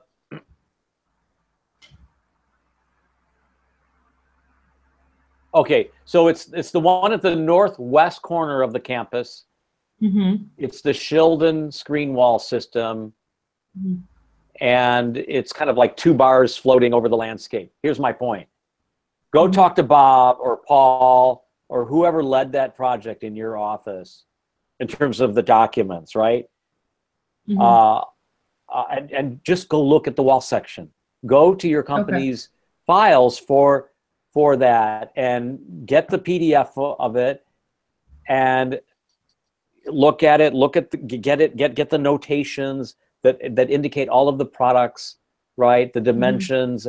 Just get that wall section and study the bejesus out of it and understand the layers as it moves from the outside, air film to the inside air film. And what does that distance look like? How does it connect to the steel? What are the materials? What goes first? What goes on next? All of that stuff. Mm-hmm. And model your wall section, Rasha, after that.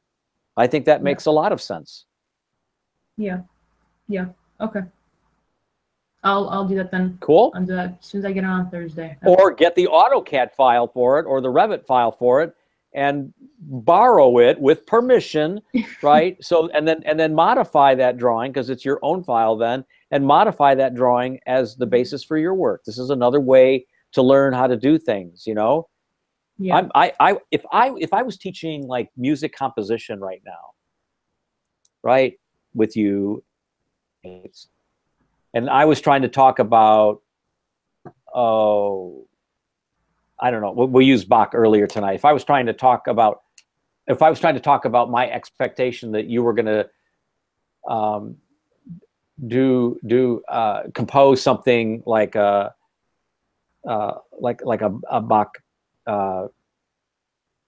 Bach piece, he doesn't do the sonatas necessarily, but if you were going to do a symphony or a movement in a symphony in the manner of Bach, you and I wouldn't be talking about or Jimi Hendrix. We would talk about Bach, and we would look at scripts that Bach had written, and we would study those notes and those scores, and we would study the history of Bach, right? We would look at Bach as a way of informing you to do Bach in your own way, in Rasha's own way. So I feel like it's really, really important that you look at that script that your company did in order to understand how you should do it here. Because I think it was fairly deliberate of you to have selected a Shildon sort of curtain wall for something like this. It comes probably because you guys are doing something like this. Maybe you're working on something like that at the office. So, just jump in and learn from your teammates, right? Yeah. You're drawing into your presentation, you can give credit for it, right? You say, gratitude to Smith Group JJR, right? And then you modify it, and I have no problem with that. Okay. This is the benefit, right, of having young students like you, Rasha, who are working in offices, because it gives you, I hope, a lot of advantage. Use that to your advantage. Okay. Yeah, that works. I have no problem having you guys look at a site that we designed a building for and bringing what I know about Brush Park and this particular corner to to make expedient the educational experience for you. So you should have no problem doing the same thing in that regard. Okay. So tackle Ash in the hallway and get him to look at your work and keep moving that forward. And I'd like you to think a little bit about what kinds of the options you'd like to take on. Maybe try to do more than one option, or do like a really hard option and do it well. Like the comp check could be a hard one to do, and I think that would help a lot, because the options have different weights or different sort of levels of difficulty, and you know what I mean. So I want you to, in the time that we will be meeting, and it's really, by the way, if you looked at the schedule, there's not a lot of like one-on-ones. It's this week and next week. Yeah. Right? I told you this semester was going to go fast. Yeah. So I kind of want to know what you're going to do by the time we meet next, okay? Okay. Yeah, I can do that. And you don't have to wait till next week to tell me. You can send me a note, or I'm thinking of this. Should I do this, Mark? So we can talk about it between now and next week. All right. After the next, I think after tomorrow and Thursday, I'll have a clear vision of what I'm gonna do. Me too. For that. Cool. I'm not sure if Ash is going to hold a class tonight because we're having a kind of a lab lecture on Thursday night. So I'm gonna take a minute and email him. Okay. Looks like I've got an email. And then can I show you? No, I'm going to email him and go ahead. Oh, and then after you're done emailing him, can I show you my level 1 plan?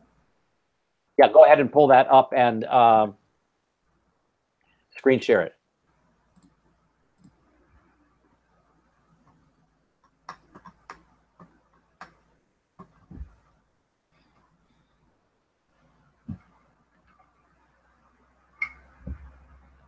Run.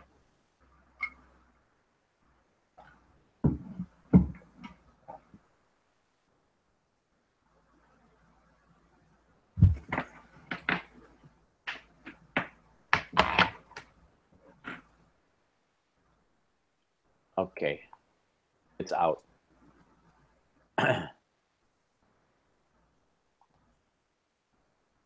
1, 2, 3, 4, maybe 5, 6, 7, 8, 9, 10. And how many spaces downstairs? 41. So it works. Yes, but I don't like. So you come in from here. Yeah. How about? What if you did? So are you uncomfortable about circulating the way you are? Yes.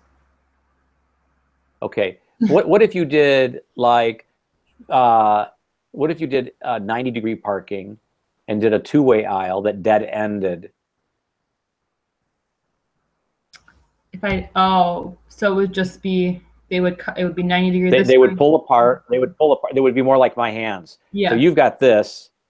What if you did this and pulled them apart, did 20 feet between the fingertips, and then at the top you just have a little like backup space? Why is this not being cooperative? So from like column 6, just draw a 20-foot line. I know this is. Yep. Yeah. Draw a 20-foot line east and west.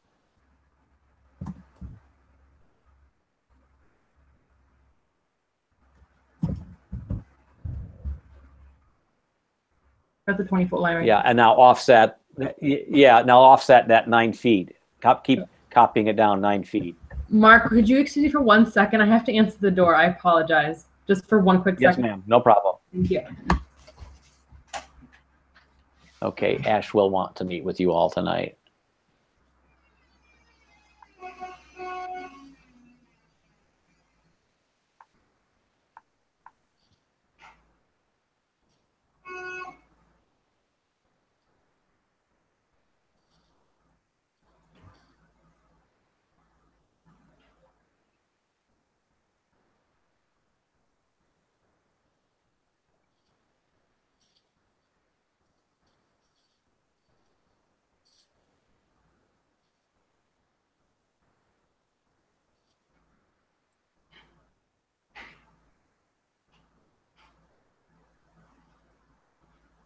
Then I'll be with you in a moment.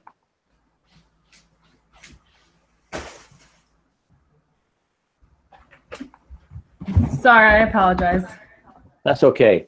So quickly, let's just go through copying that line down in 9-foot intervals just to see how many spaces you can get if you perpendicular park the way you have. Yeah. And 9 foot. I could just erase them. Yeah. Oh, gosh.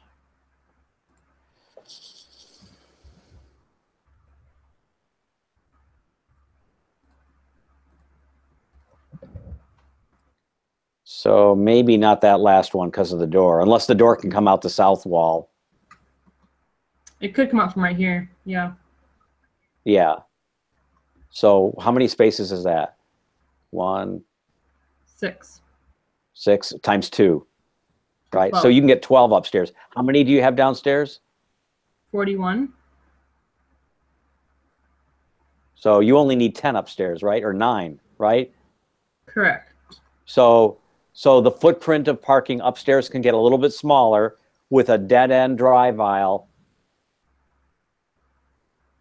in more or less the way we're showing it now. So yeah, okay? they're coming from Then here. you're not driving all the way around the site in this giant sort of, you know, knitting needle format, right? Yeah, because I lose all this. Like I have. You lose all the space on the ground floor that you wanted to give back to the muse and the garden and all of that, right?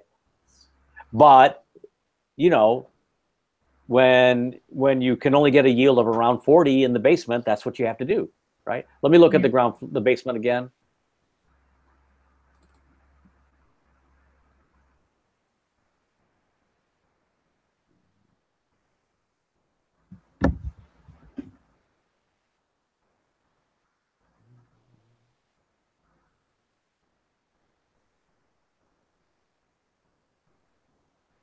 Okay. You know, can you zoom out just a tiny bit so I can see the column lines? Yeah. You've got 2 or 3 columns along B by the ramp. Mm-hmm. Or C, I guess it's column C along the ramp. Oh, right here. Those. Maybe you do storage lockers from that column line west to the wall so that people aren't driving into the column. Oh, so from here to here? Yes, ma'am. Okay. Or you do a curb there so no one drives on it, Mm-hmm. and it's bike storage or bike parking. You know what I mean? Yeah, because, well, right now, because I have bicycle storage right here. Okay. I mean, that's fine. I'm just, you know, find ways to make the driving easier by striping off areas where you don't want them driving. Mm-hmm.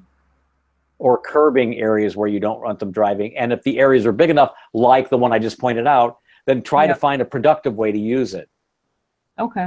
But the parking plan needs to show your sort of sensitivity to that, okay, graphically. Mm-hmm. All right. Do we need to look at anything else, Rasha? Nope. I mean, I've been taking the comments that I've gotten last week and I've been implementing them to the design. So just making the bathroom smaller. On level 1, I've just been cleaning up all my like egress doors, fixing those. I removed all the extra hallway space. Okay. The egress door on that stairway needs to go out on the northwest stairway. To swing out. Yes. See, I missed one. I always have to, I always miss one door. Yeah, and the doors in the vestibule there need to swing out too. Both of them do. Oh, this one. We went that way. Yeah. And Rasha, where's the property line? I'm not clear about that. Okay, it's not on here. It's on my Illustrator file. Nope. Bring this over. Just want to make sure that the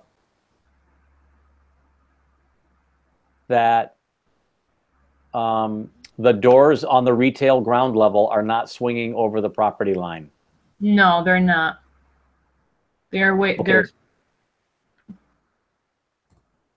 So you need to have that property line on there. Property line has to be in all your plans. Yeah. You have to frame the architecture. Okay. Right. I raised that question because it looks like there's going to be a problem. So you inhibit me from asking that question because it's a silly question. But you inhibit me from asking that question by showing me that the property line is outside of those doors. Mm-hmm. Mm-hmm. But double check that. Because Okay. you need to move all those doors in if the property line is the building footprint. Mm-hmm. Oh, okay, I see. The doors cannot swing over the property line. Okay. That's my point. But they can't If swing the Are they able to swing in? no, what you have to do is you have to build an inset at each door. Yes. Okay. Yeah. Although I am. You follow? Yes. Although I am like 100% sure they're not, but I will. They're not over the property line because I measured it and I was like, there was more space, but I will draw it and I will show you just to double check. That's why you're on the TV commercials. Keep going, okay? I'm going to talk to Lynn now. Okay. Thank you so much. All right, Raja. Have a good night. Also, and Ash does want to meet tonight, so don't go far. He'll be here in about 10 minutes. Okay, sounds good. Thank you. Okay, bye-bye. Bye. Hey, Lynn, how are you? I'm good. How are you? I'm fine, thank you. Great. Do we need to go over anything tonight? I guess I want your opinion on a couple things, and I'll share my screen with you in just a moment. I guess the big thing for me to resolve is this sort of screening or the ornament that I'm looking at doing on the priority facades and the direction that that's going. So before I go too far with anything, I want to show you just a couple of inspiration images based on some of the case studies you suggested I look at and where I think I'm going to go. All right. What did I have you look at, by the way? Let me see here. Application window. Oh, this is what I want. Oh, all right, so when you can see, are you able to see some of the images here? Wow. Yeah. Yeah. All right, so where should I guess you had me start by looking at the work of David Adjaye, and he's got. Wow, I love this piece. It's beautiful. His use of materiality and cladding is extraordinary, and pattern is wonderful. So this was a big one for me because I guess it kind of imposes a similar idea as to what I was originally looking at, but taking it from a different material perspective. Because I guess what he's used here is a bronzed aluminum, which might allow me to get sort of the qualities I'm looking for without all the mess that comes with the steel I was originally looking at. Yeah, good. But then to pull away from this full screen idea, and we had talked about sort of embossing on the panels or looking at a way to integrate instead of doing a screen per se throughout. And that was interesting, but then I ended up coming across this, and this, the architect, is it Paydo? It was one I hadn't really heard of. I think they were a small firm. I don't know how much they've done. This was, I guess, an addition on a casino, and I get this idea of sort of select screening I found kind of interesting. Yeah, me too. So maybe that's a way to do it where, I'm looking to add privacy just sort of at, bedrooms, more private areas, and maybe there's a way to sort of selectively screen the facade and then still show off the panel system that's behind it. So I liked this kind of idea, and I think this is the way I want to go with the different material. As opposed to looking at embossing it, because I think I do want the facade to be a little bit more dynamic. And because then, did you look at any of the? Is it IMAR? Is that the company that I sent you? IMAR, their catalog line. And didn't I send that in another email to you all? Oh, no. IMAR, I think. I don't seem to have. Gosh darn it! I thought I did.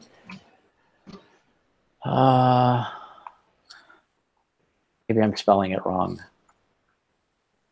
I cannot believe I didn't. Do you recall around when you would have sent it? Sorry, I can stop. It would have been last week. I thought it was last week. I can stop screen sharing for the time being. How do I? Oh, there we go. Last week. Goodness, I'm losing track of my days. That was around the 1st or the 31st. Tonight's class. Final assignment. That's the grade sheet. I'm looking.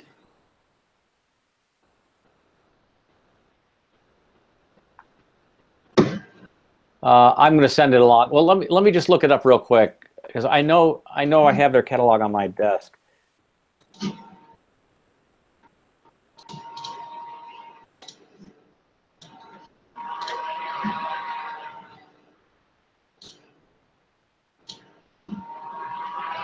Yeah, it's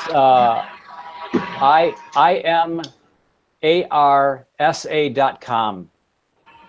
RSA.com. This is a website of a company, and then go and look at like architectural solutions. So there's like perforated, expanded, and so on. And there's a number of examples that you can look at. And I think if you do that, you'll be sort of stimulated by the options. Let me say a couple of things about the 2 case studies, which I think are really good. Mm-hmm. The thing that's compelling about David Adjaye's screening is that it's the whole building, and it helps to create an object in the Washington, D.C. landscape of his building. It helps elevate it up out of the flat landscape of the Capitol.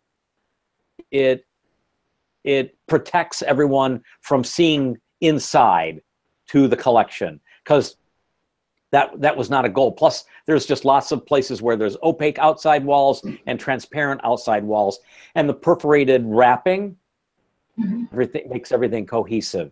But it also makes the building monumental. In the case of the partial wrap, like a loose fitting T-shirt or a loose fitting tank T-shirt kind of thing, it reveals kind of both and, right? Both the screen and, right, the screen material and the original chassis, and it gives partial glimpses of things as well as complete views of both the screening material and the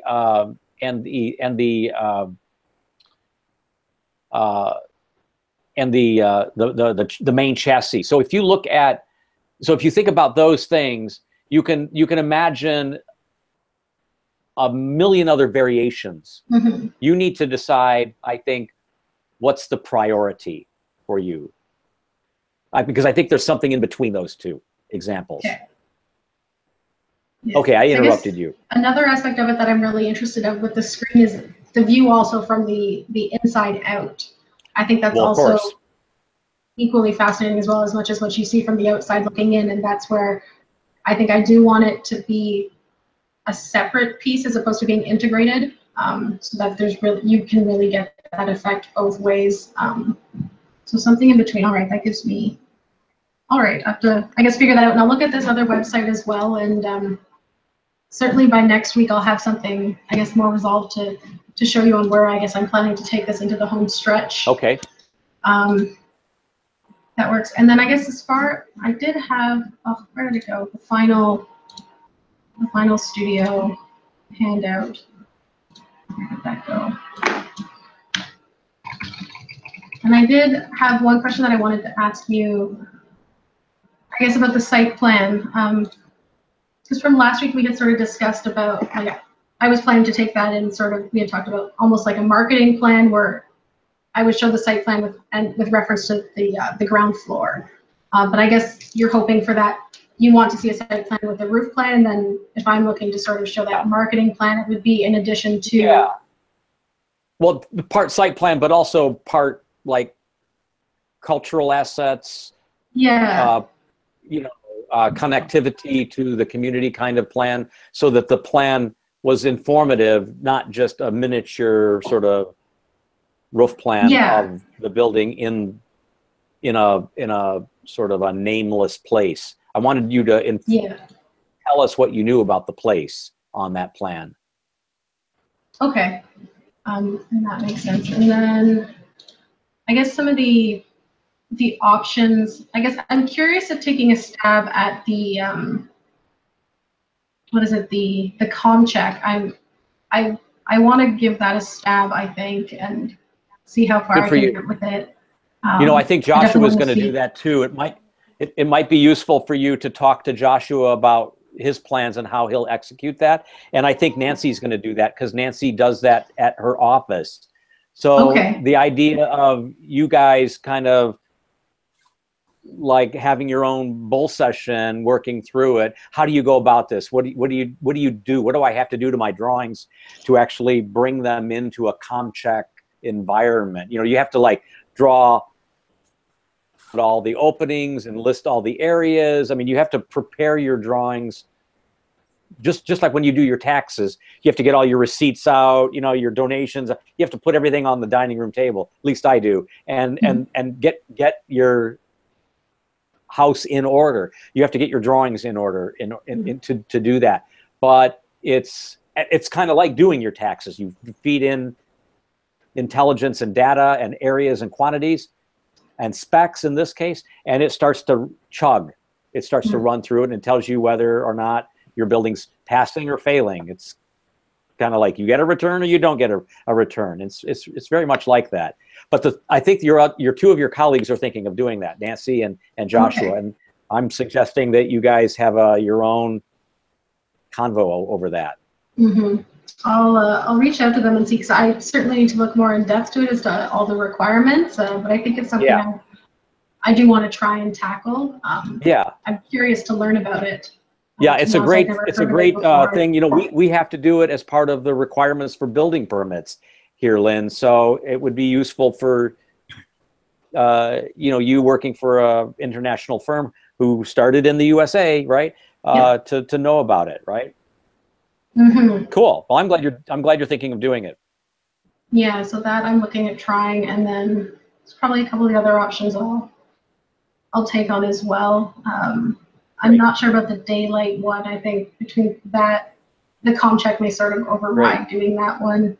And definitely egress route diagrams are something I'll be putting together along with the occupancy stuff based on. I think some of these things are probably already in a file of things that you guys have done. Probably you have already done. So it's just a matter of sort of daylighting them for the final package.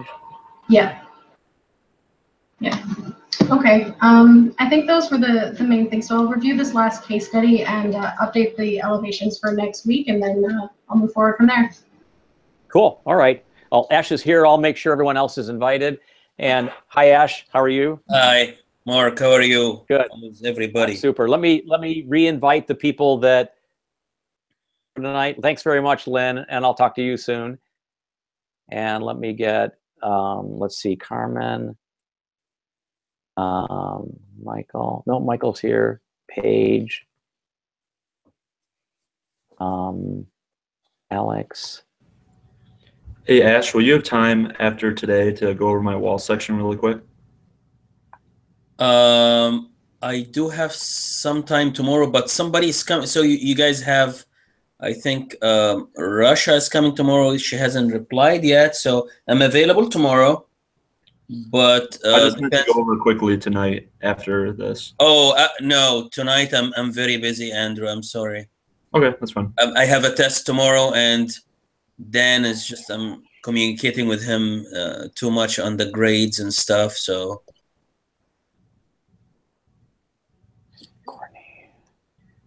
I wanted also to apologize for not joining last time. I was caught by students and they didn't want to let me go, and they start to fight with Courtney. Oh, you want to take him from us? Shame on you. Something like that.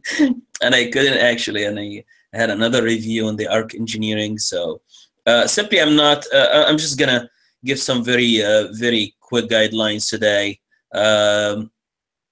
for the final, as Professor Farlow did outline every single thing in the assignment that he sent you, so I don't have to repeat things. I'm not a fan of repeating things, or just like take module 2 and then copy it into module 3 as is and claim that that's something new. You do have module 2 posted on the Blackboard, right? That's exactly module 3, because this is a preliminary. So what you're gonna do is just keep developing.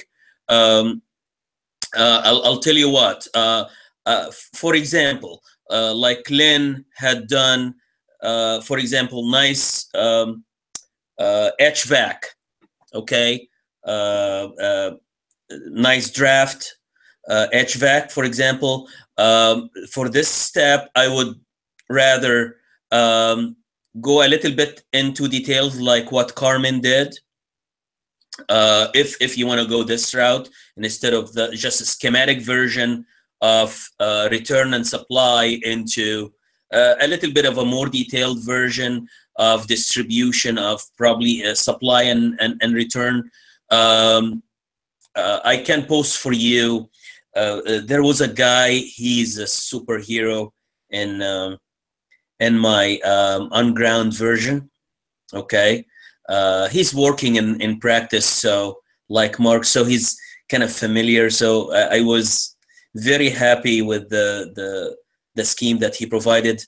He did distribute the ducts, mainly supply. He didn't put any returns, but he did put the supply and put on the side just zoning, like some of you have already done.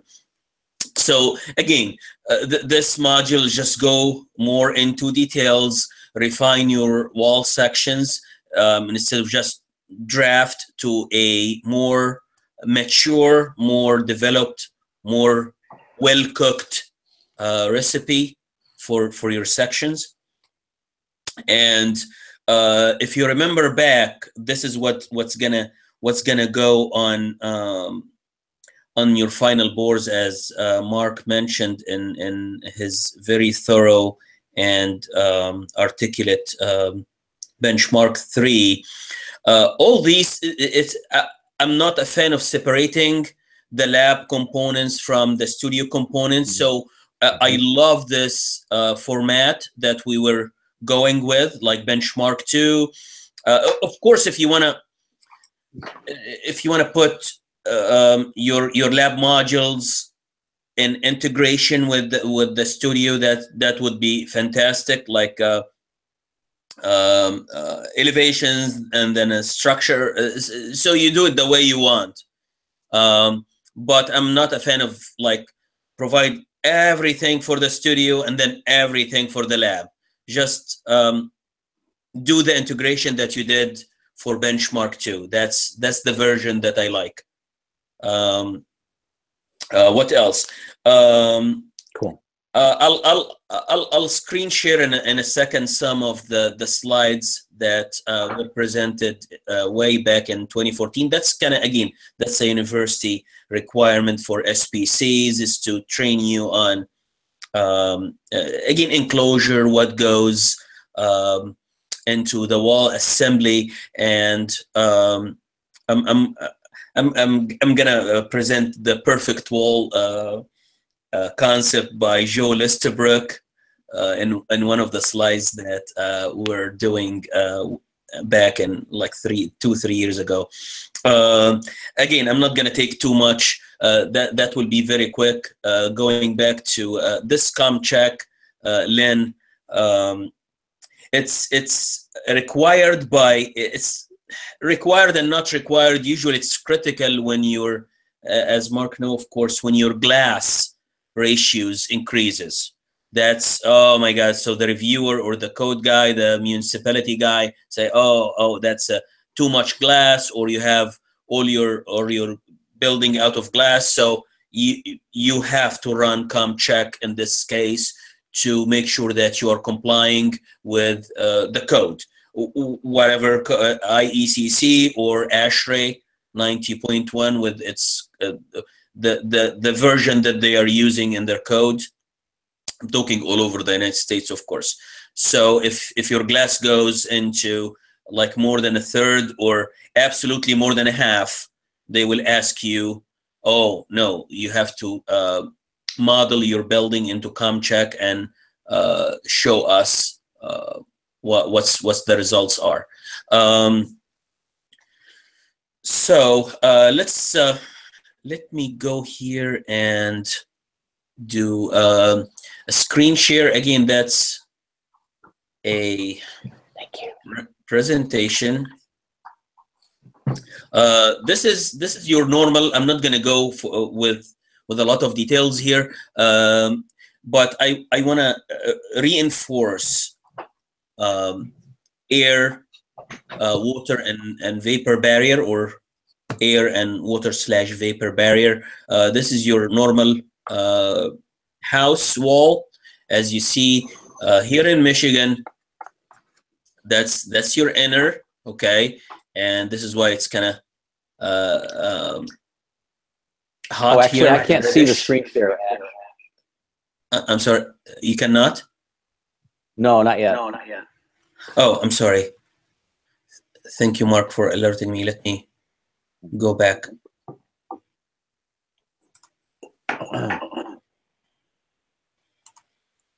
One sec.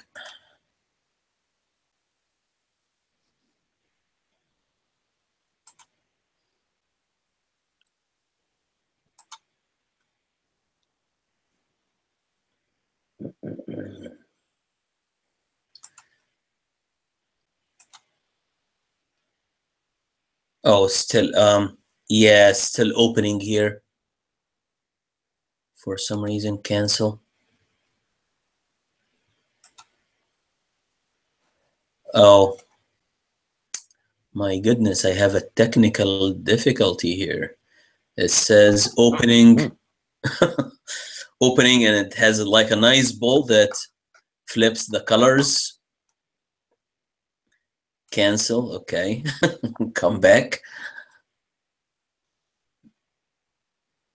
Okay, screen share. Okay, thanks, Mark, for alerting me with this.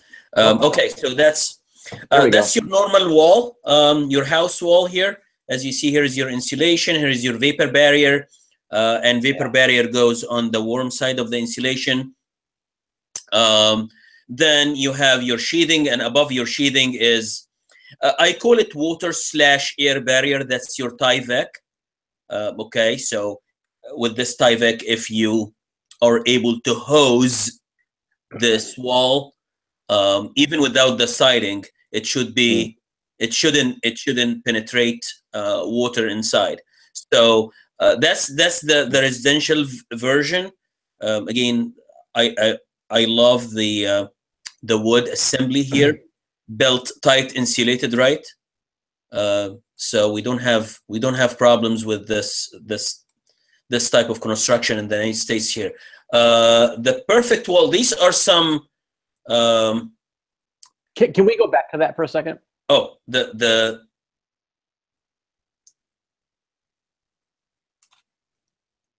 Yeah. So Ash, I have a question. I'm going to pretend like I'm a first-year architecture student okay. for just a moment.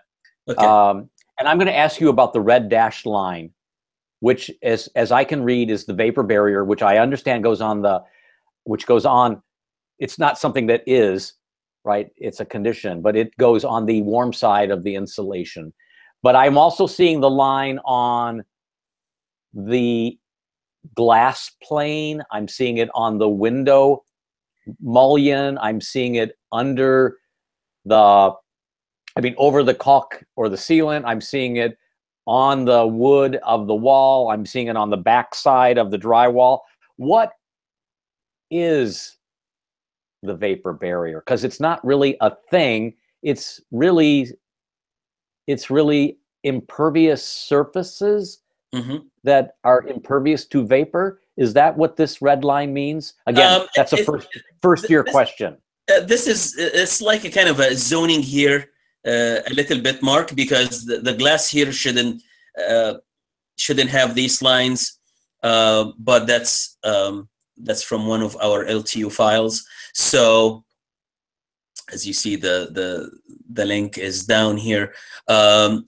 The window here is if you are using aluminum windows, you have to, in order to achieve a good insulation, you have to have these thermal breaks. And I have shown some of the people who came and visited me in my office what's a thermal break in an aluminum frame. Yes. If you're using fiberglass or PVC, you don't need that, because it's a bad insulating material, unlike the aluminum or a steel or any metal, right? So the lines on the outside, these are your wood shakes, or a surface that prevent or shed water in case of the residential construction. The one in the middle here that goes above your sheathing, that's your Tyvek. And I'm going to show you some examples of.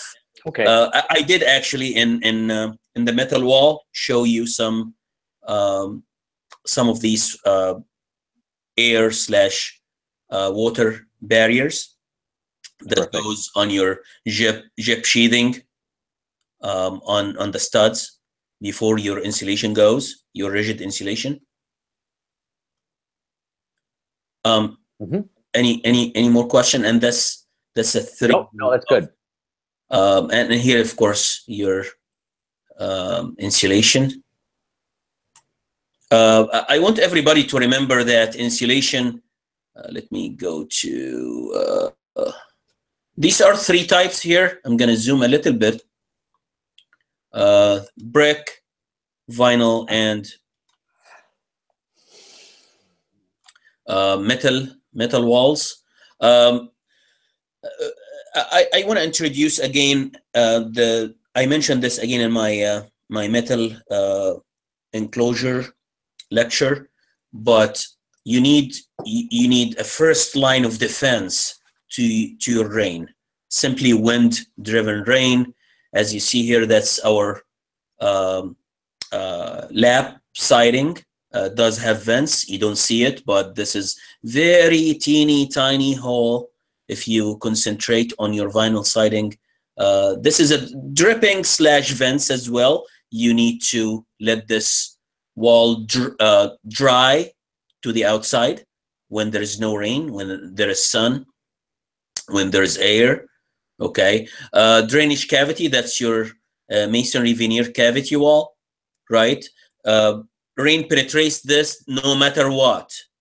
I have seen a test for the brick. If you have a wind-driven rain, 20-mile-per-hour rain or something, you will see all these joints draining water to the outside. This is why we have our weep holes, we have our flashing. That's the third one here is our new or rain screen principle thing, which is pressure equalize on both sides of your rain screen. As I mentioned in my metal enclosure systems lecture, we tend not to seal these joints, but to have a little hump on the joints so that water does not climb up. Water does not usually climb against gravity, okay, even with the wind-driven rain. So I just wanted to again stress on this one. I do have here some 3Ds here, sexy 3Ds for people who wants to go with shading devices or movable shading devices in front of their windows. With a green roof. I have, this is New York Times building by Studio Piano. This one on the left here, a nice section of New York Times. It does have double facade systems with shading devices inside. I think Alex will benefit from this. Who else is doing a double wall here? Lynn might be doing that. Okay. There is a very nice Airbus. This is one of them. Okay, this is Airbus in Spain. I'll zoom in here. As you see, it's double wall system and concrete construction. That's the default construction in the Mediterranean. Italians, Spanish people, Egyptians as well. So all the Mediterranean coast. So please make sure if you are doing a double wall is to make sure that if there is a cantilever here at your slab level, okay, to carry the other skin mainly, because this could rest on your slab, the inner skin, but the outer skin needs some sort of a cantilever, very strong cantilever. This is a 3 foot or so, 3 foot plus. I prefer not to go above 4, but just to alert you that you have to have a nice detail here, okay? And by the way, it's listed here, keyed in A, B, C, D in Spanish and in English. So if you are doing double skin system, make sure, yeah, this goes for the maintenance as well. Make sure you have shading, nice shading systems.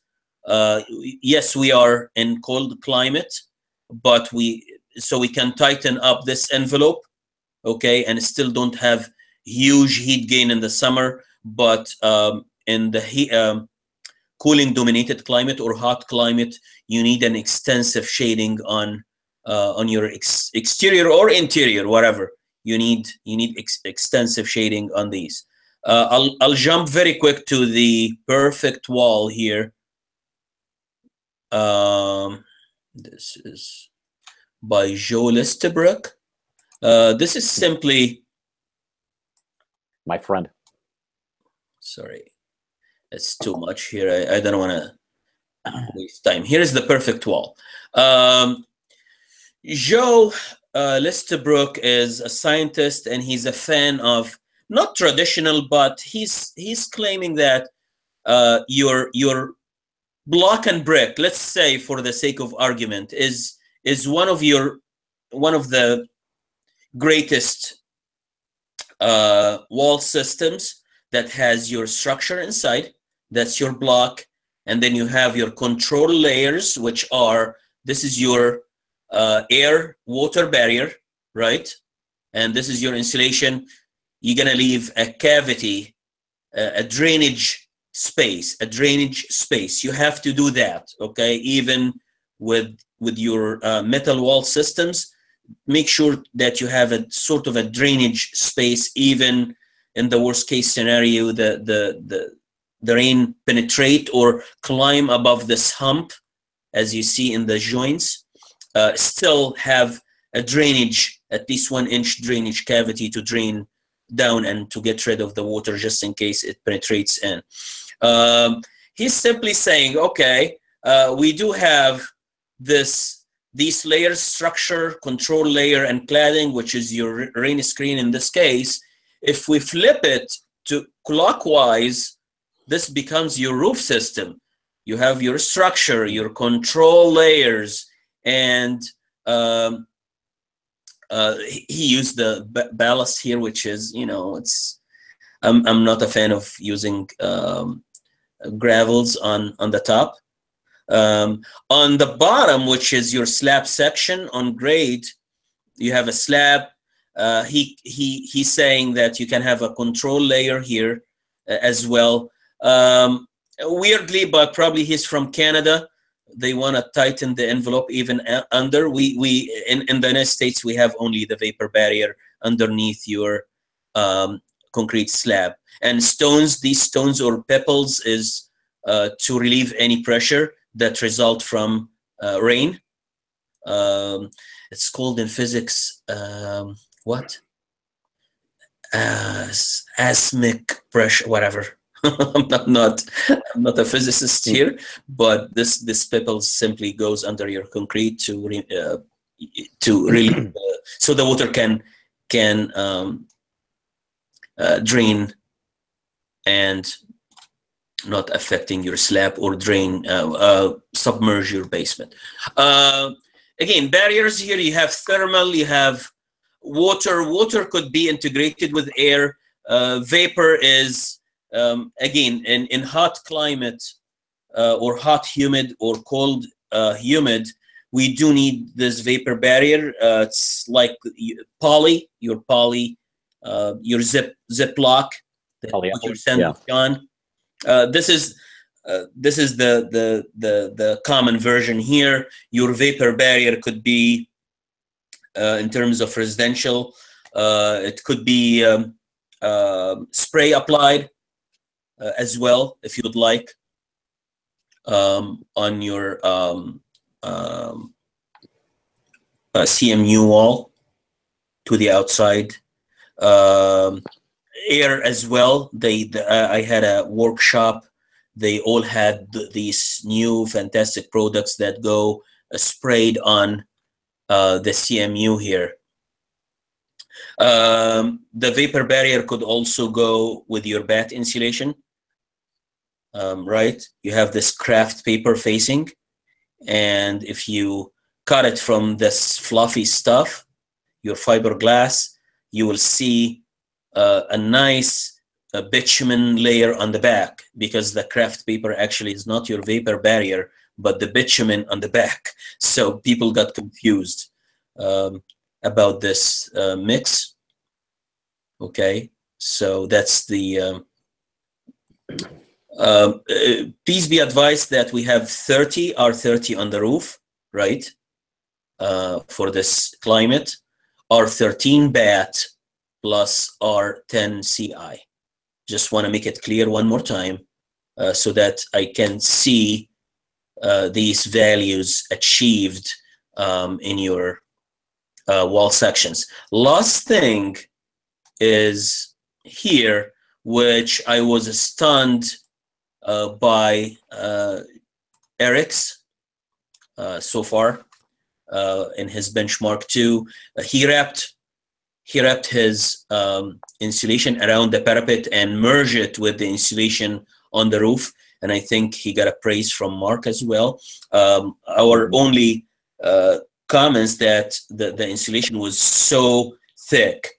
Okay, don't over insulate, otherwise it will be, it's good, again, it's not bad, but if the structure doesn't serve that, or you have a problem, I would go with the insulation that is required by code. You may go a little like a 1 R more, 2 R more, but not. I think Lynn would correct this as well. Her wall sections were very nice, very detailed, annotated, dimensioned, but the stud was very big. It's very rare to do a 10-inch stud for the sake of beefing up the insulation. So this is heavy. If you're hanging it up from your structure, this is a heavy stud with a 10-inch C channel.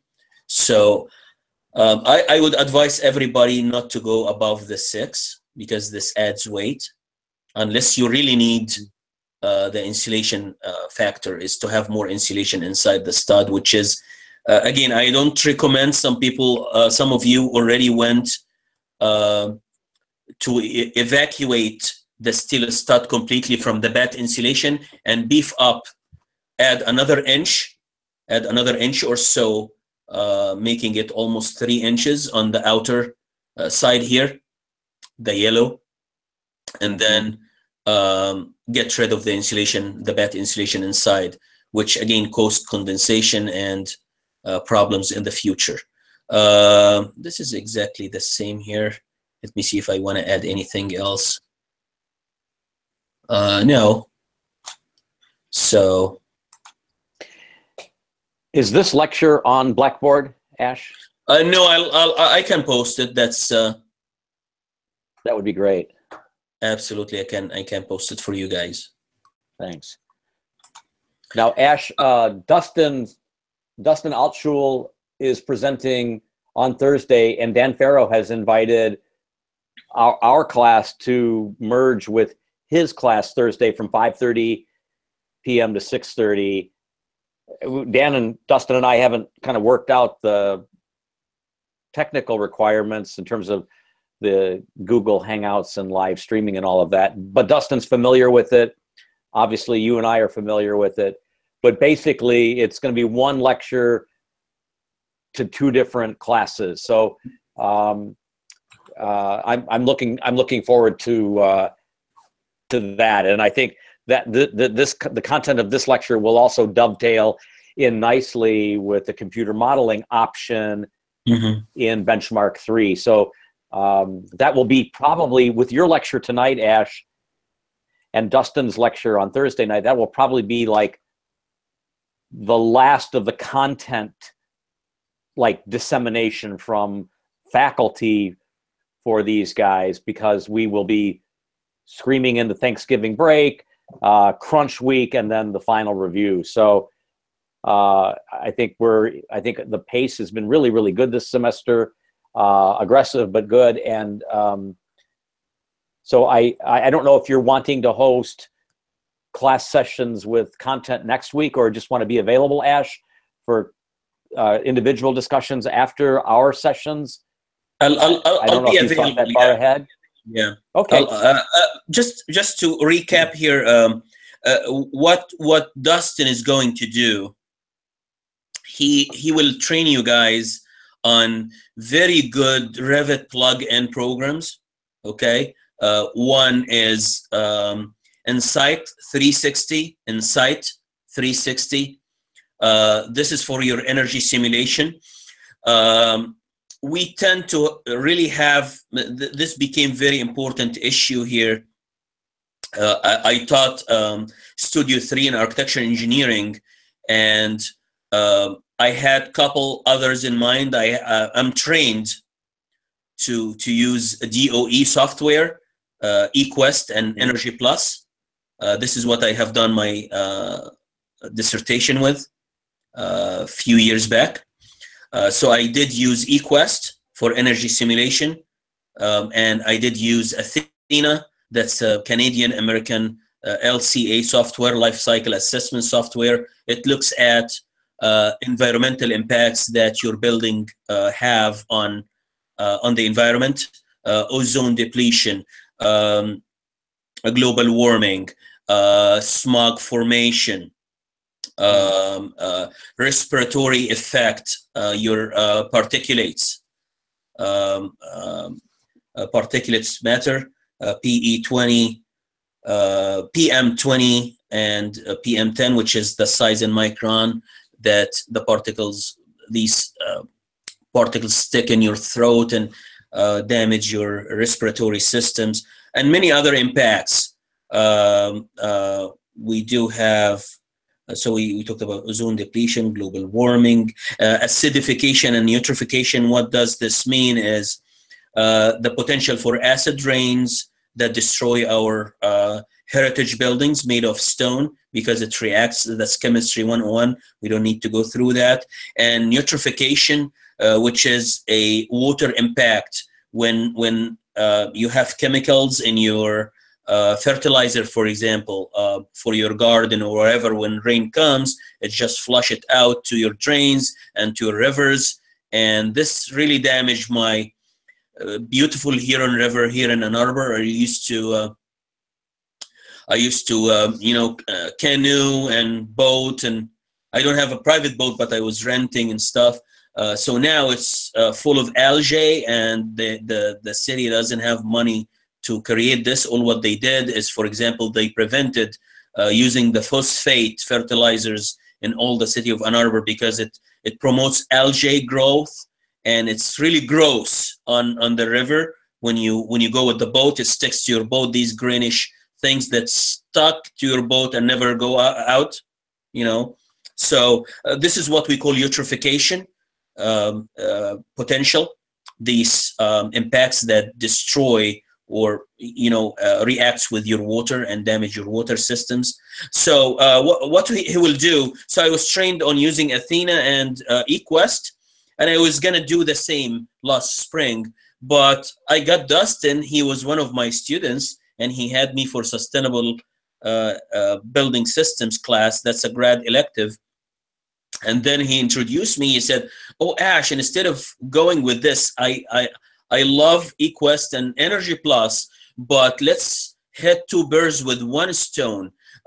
Your students will build their model in Revit, right?" I said, "Yes, right." So he said, "What if we can use one of the Revit plugins to simulate the energy performance of your building, or how much does this building consume in a year?" I said, "Oh, fantastic. I would love that." And the other software that he will train you on is Tally, T-A-L-L-Y.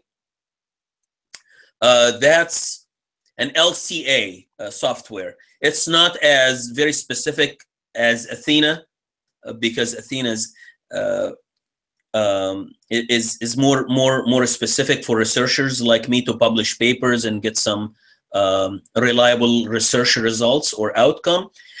But it's very comparable The good thing is that you already have your model. You don't have to remodel all of this, which took me a year.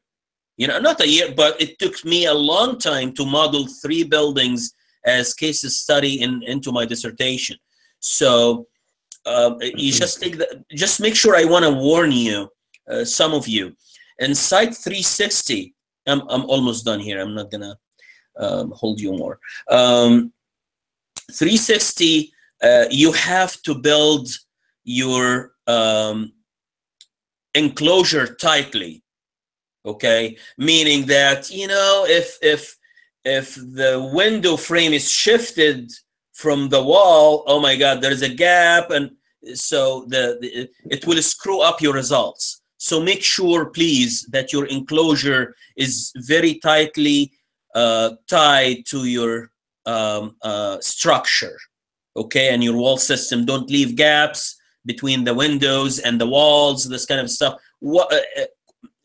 You know, 1/10 of an inch gap, it will screw up your, so the inside 360, consider it leak, okay? And you won't be able to detect this leak. Again, Dustin is had worked with Autodesk for quite a while. This is why he's teaching I'm teaching the BIM for Building Systems class, which feeds into this class. My experience with practice, simply build on your architecture model to your structure and enclosure, HVAC, MEP, and he's teaching the energy and ecology, which is basically, that's the culmination of his energy and ecology class. So you're taking really free lecture, or like a whole class. His whole class of energy and ecology is about Inside 360 and Tally. So he will introduce that to you. Hopefully, again, you have a very good, tightly built Revit model in order to follow up with him. Will require you, if you don't have that, you can sign into Autodesk with a student account providing your LTU email, okay? And then when you sign in, you're gonna get an email with your password that an account has been created. So Dustin wants you guys to do that before the lecture. So please make sure that you go to Autodesk. You can download Tally or Inside 360. That would be even better. And please keep the password. By the way, you can download Revit as well, and this the license is valid for a year or 2. Don't quote me wrong here. A year or 2 after you sign in. Great. So Ash, Joshua was doing some research and actually modeled some, created some energy models based on Revit. But based on the Revit software, and showed those to me tonight. Joshua, can you, while you're here, can you maybe summarize what you did on your own before Dustin even gave his talk? It's fairly straightforward. There should be an option. If I had Revit open, I could walk you through it, and maybe if you give me 5 minutes, I can do that. But it's fairly straightforward. There's already a button on there. All you do is hit the button, and if your model is tight enough, then you'll send it through Autodesk 360, as Ash is saying, and it will analyze it for you. And in about an hour to 2 hours, it'll kick back some results, and that's what we were looking at this evening. You do have to make sure that all your materials have R values or thermal properties applied to them. So you'll have to go through and double check, any material that's making up your envelope has to have those thermal properties applied to it. But other than that, it's pretty simple. So I don't see why you couldn't do it if you didn't have a Revit model. It should take you maybe an hour's worth of effort if you don't even have those R values. Right. You just plug them in. But Joshua Ash has already started to model the building and have different criteria and different sort of outcomes, and it was very interesting to see those graphs and pie charts and numbers. They are very sexy. Yeah, they are. I could see how you could easily put those anywhere and get an A. Josh, by the way, this was a part of my Studio 3 in architecture engineering. They had to provide some energy simulation. The important numbers for you guys to write down is your annual energy consumption. Sometimes I'm trained on eQuest, so it does break down a little bit with hot water or heating, stuff like that. I'm not sure about 360. If you have this ability, one more thing, I would love to know what a square foot of your building consume in a year. This is how we compare building here in this country. How much BTU a square foot consumes in a year. So if you can get this number, divide it onto your floor areas or how many square footage do you have, that would be wonderful too. That's an easy comparison. Or the total is fine too. But in order to compare it, you have to normalize it. And in order, let's say, okay, I'm making a competition between 12 of you, okay? How do I know that a Josh is better than Lynn's is better than Nancy's? By the how much a square foot used in terms of BTU per year. This is again, this is the sort of a unit of comparison. So if you can, again, if you can, you're still yes, the studio carries an undergraduate / graduate version, but this is an extra thing. If you provide it for us, we'll give you an extra credit. But again, please make sure that you don't screw up with the numbers, because you might be faced in your jury with somebody who knows energy, like myself, and just be realistic and try to do a little homework, looking at probably the average usage by residential buildings here in the United States, office building, how much and you compare it against these benchmarks. So I'm not scaring you. Please, if you can, again, provide something of what Dustin is going to show, that would be very wonderful in your final submission, especially if you are entering a competition, COTE competition or any other competition. It's very nice to have a science behind your building. Okay, either again Insight 360 or Tally. I would say, Josh, from now your building will be much sustainable than not much, very competitive in sustainability. Why? You're using wood. It doesn't have much of an environmental impact. I'm sure about the numbers that you will get with Tally. The impacts, environmental impacts, it will be less than many of your peers here. So again, you can polish this and try to, it's not a competition, but yeah, this gives you the merit beyond using a certain system. It gives it more weight in jurors' eyes. So it's a good thing. Again, we are LTU Lawrence Tech. We have Tech as our middle name.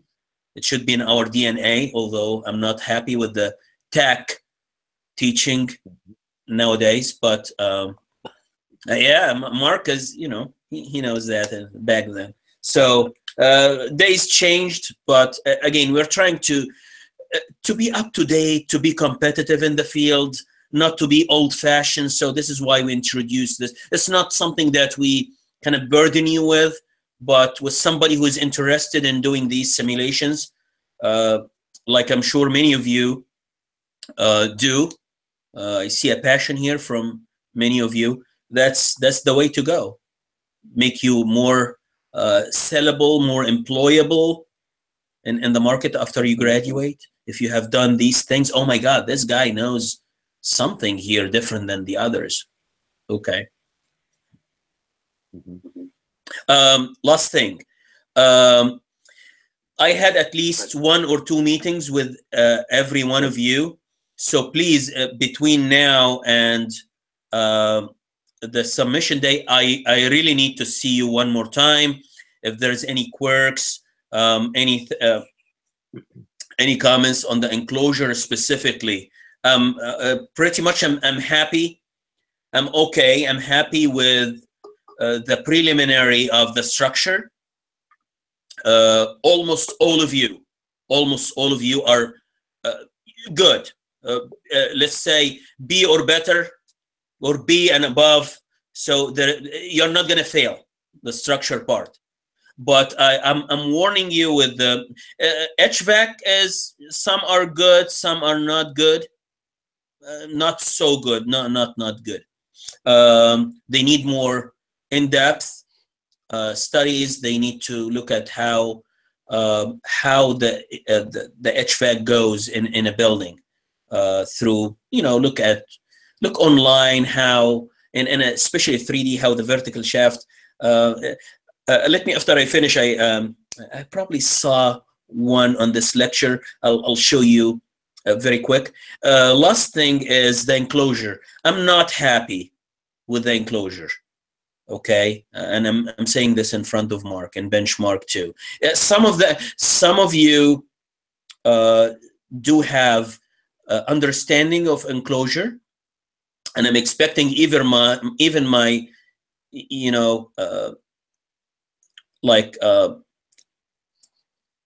passion to enclosure. I haven't seen this passion yet. I'm not happy overall with the enclosure that has been submitted. Although some of you have done very good job, again, annotated wall sections and dimensioned, and very good relationship between structure and enclosure, but this hasn't cooked well yet. And this is probably, if I'm looking at the whole thing, the whole picture from the beginning, my experience with you and Mark is fantastic.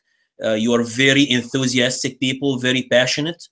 I haven't seen this in quite a while at LTU.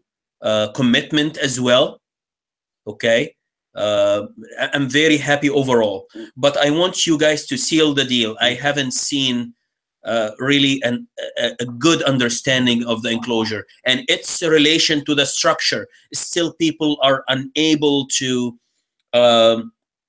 draw the right sequence of the beam, and above it is the slab, and from the slab there is something protruding outside. This is missing. It's not there.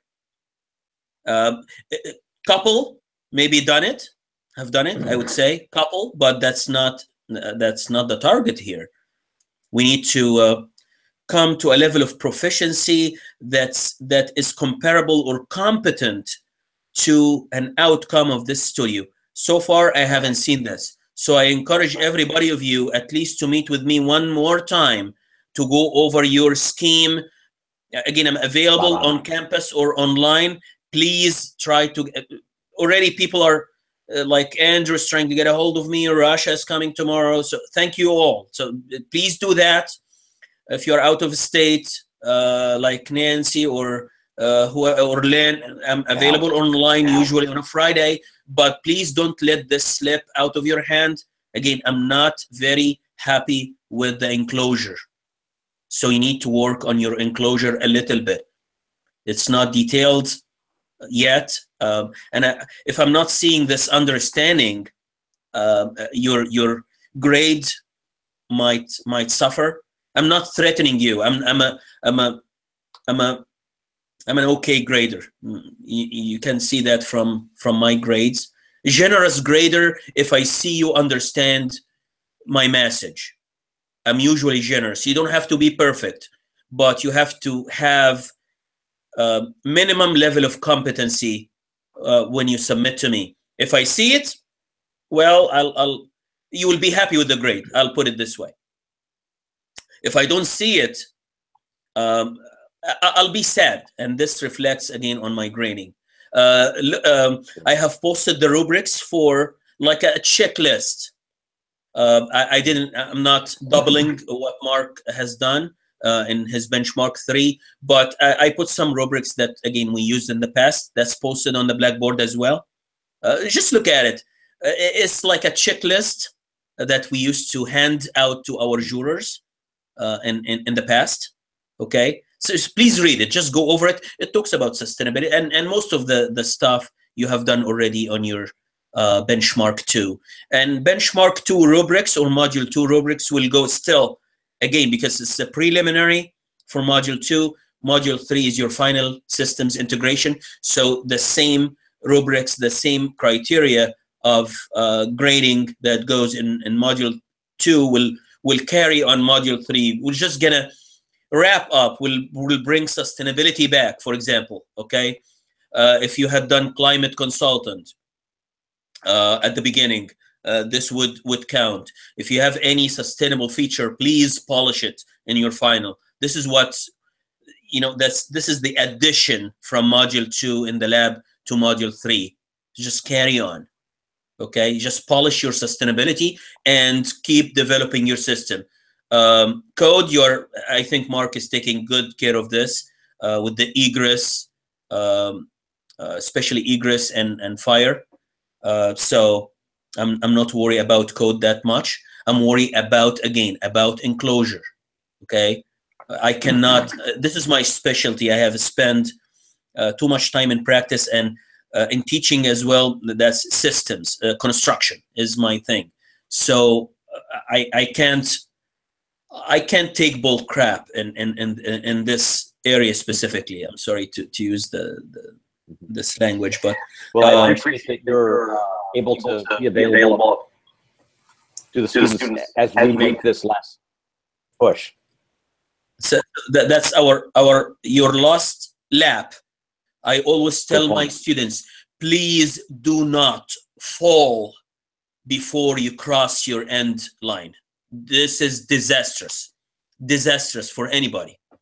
Okay, be a good finisher. Be a good finisher. Okay, you might be slacking. Many of us do. That's the DNA of the architects. But what distinguishes a good architect from a not so good architect is to be a good finisher. Yeah. Okay.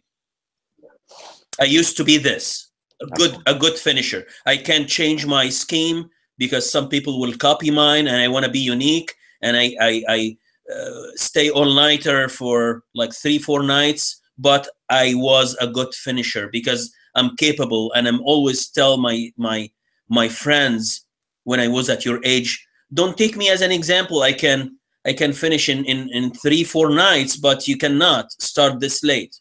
So again, I'm stressing on be a good finisher. Even if you have a good, you're slacking in the middle, but please be a good finisher and get the job done at the finish line. Don't fall. That's disastrous. You will lose a lot in your last lap before you cross your finish line. And this is your chance. I'm here before the crunch week. I love this term by Mark. Crunch week after the Thanksgiving. Oh my God. Again, I stay late. I used to do what we call an open house, Mark, 2 or 3 times in construction. And I think Rasha, Courtney, and Alex knows that. They took me for construction systems. And I used to have an open house. I keep reviewing from 9 to 9. People come and go. It's just crazy. It kills me. Probably this is why I stepped down from teaching in this area, because it killed me for 10 years. So, but again, I'm at your service. Please come. I beg you to come or to make an online session just to seal the deal and wrap up. If you have, there's another funny thing to tell you, okay, about Ash.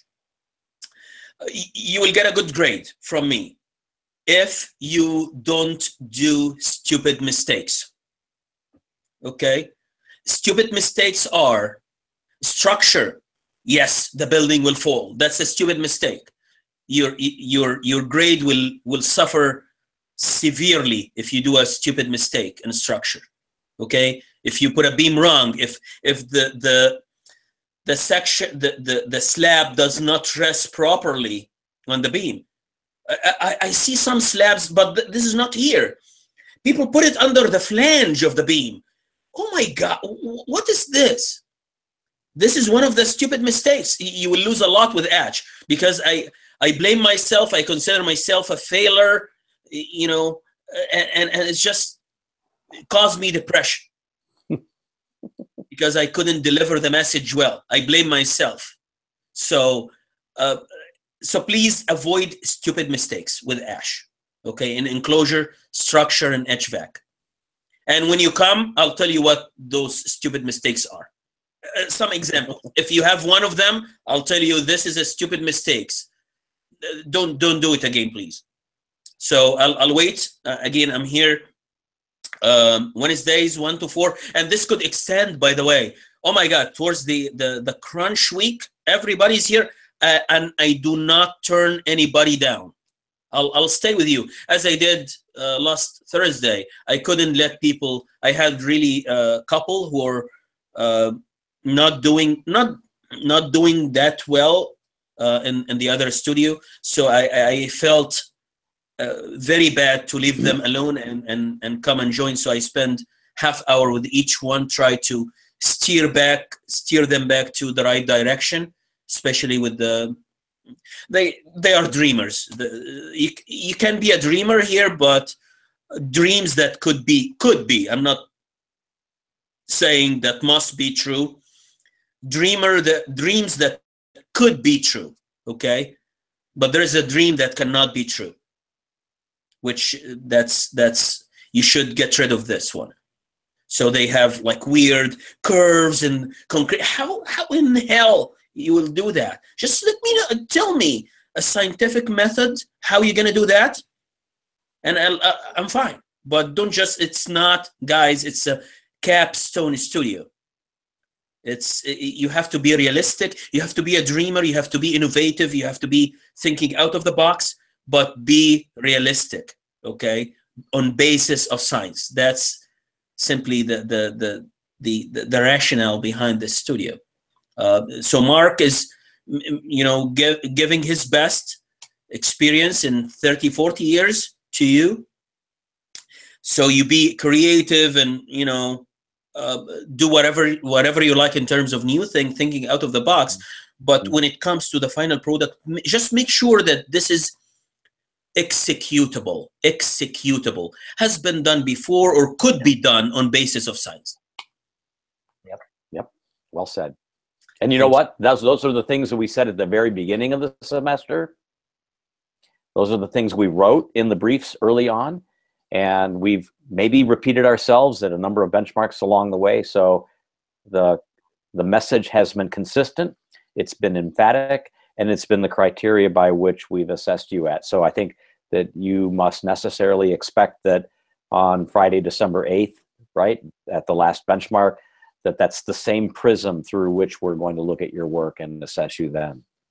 But so far the experience is fantastic. I'm very proud of you guys. I'm very happy to be here. Yeah, I'm very happy to be here, and I'm gonna miss you next semester because I have other studios to teach, other classes. So make sure you all take a look at the calendar. You know, we've got sessions this week. We've got regular sessions next week. And then we plow right into Thanksgiving, and then crunch week. I do not hold classes during the week of Thanksgiving or crunch week, but I can be available if you need me, if you ask me. But crunch week is probably likely the last person that you want to talk to during that session, because I want you to focus on your work. But I'm available, and I could be helpful at that time as well. But because after crunch week ends, we have pencils down, and then we have final reviews. So there's not many class sessions remaining, and there's not many calendar days remaining when you print your Girl Scout calendar. And you look at the whole month, right, as November and December, and count the number of like working days, studio nights, and the weekends that you have ahead of you. We're now in the final the final push. So I want you to be cognizant of that, and I want you to be alert to the calendar, okay? So I'll see you all on Thursday. Make sure that you all remember that Thursday at 5:30 p.m. is a synchronous class with Dustin and Dan Farrow's class, and I will have the bench. I'm sorry, I will have desk crits with the other 4 of you on Thursday night. And I guess, Ash, if you're going to be interested to meet with them on Thursday night after my session, you can. But I assume that when this is gonna be, Mark. When? Thursday night, like around 8 o'clock again. After Dustin? Right. Fine. Yeah. Yeah. If you're available, if you're wanting to meet with them, or some of you from out of town want to meet with Ash, this would be a good time to do that. But the Thursday class is the synchronous class for this week. And if you want online session, this will be my only available day is Friday, unfortunately. If you want me on campus, I'm there Monday, Tuesday, Wednesday, Thursday. But you have to let me know what time are you coming out of my hours on Wednesday from 1 to 4. Do you guys have any questions for Ash or for me at this point? Please. No. Okay. Yeah, I got one. Cool. That tab go ahead, Joshua. We're talking about. Yeah. Energy analysis. How can I find that? I searched Tally and I'm getting some other stuff that's not related. How do you spell it? Maybe. TALLY. Okay. Yeah, I tried that. Is there something else I could search? This is again, you can download the Josh from Autodesk. Create an account. Create an account with Autodesk. Autodesk.com. Just create a student account or whatever. This has to be an LTU.edu. Yes, I sent you all the email from Dustin that itemized the steps that he wants you all to sort of follow if you're going to go this way. So in your inbox, there's some directions from him. Sure. Okay, that'll work. So go there, and that should help. And if you still can't find it, circle back to Ash in an email. Okay, Josh. That's fine. We did. My studio did all of that last spring. We had a very productive. But the difference is that we couldn't do that in comprehensively in online. I invited Dustin 5 times in my studio to train them on how to use it. So it was a hand-on experience instead of just one lecture. But we don't have time for like a very Hey, Ash, is Dustin driving in from Grand Rapids for Thursday's lecture? I don't know. Or is he going to conduct it online? Last time, I don't know. Last time I think he's coming. Okay, I'll text him to ask him. I'm not sure. Either way, I'm not sure. My guess is he's driving in because that's just kind of who he is. But he stayed. He said that I'm gonna stay in Detroit, but I'm not sure if he's there right now or still in. I don't know. Yeah, he's working in Grand Rapids, but I think he may be driving in for this lecture. Okay. Yeah, he did for cool. Last spring. Yes, he did. He did drive. Right. But I brought him a Tuesday and a Thursday, so he slipped over into one of his friends, probably for a week or something like that in Detroit, and then he was able to come to me Tuesday and Thursday, and another Tuesday and Thursday. So great. Okay, well, unless there's nothing else, I'm going to let you all go, and we'll see you at Thursday, 5:30 p.m. Eastern time. Okay. Great. Thanks, everybody. Have a good night. Bye. Thank you. Bye-bye.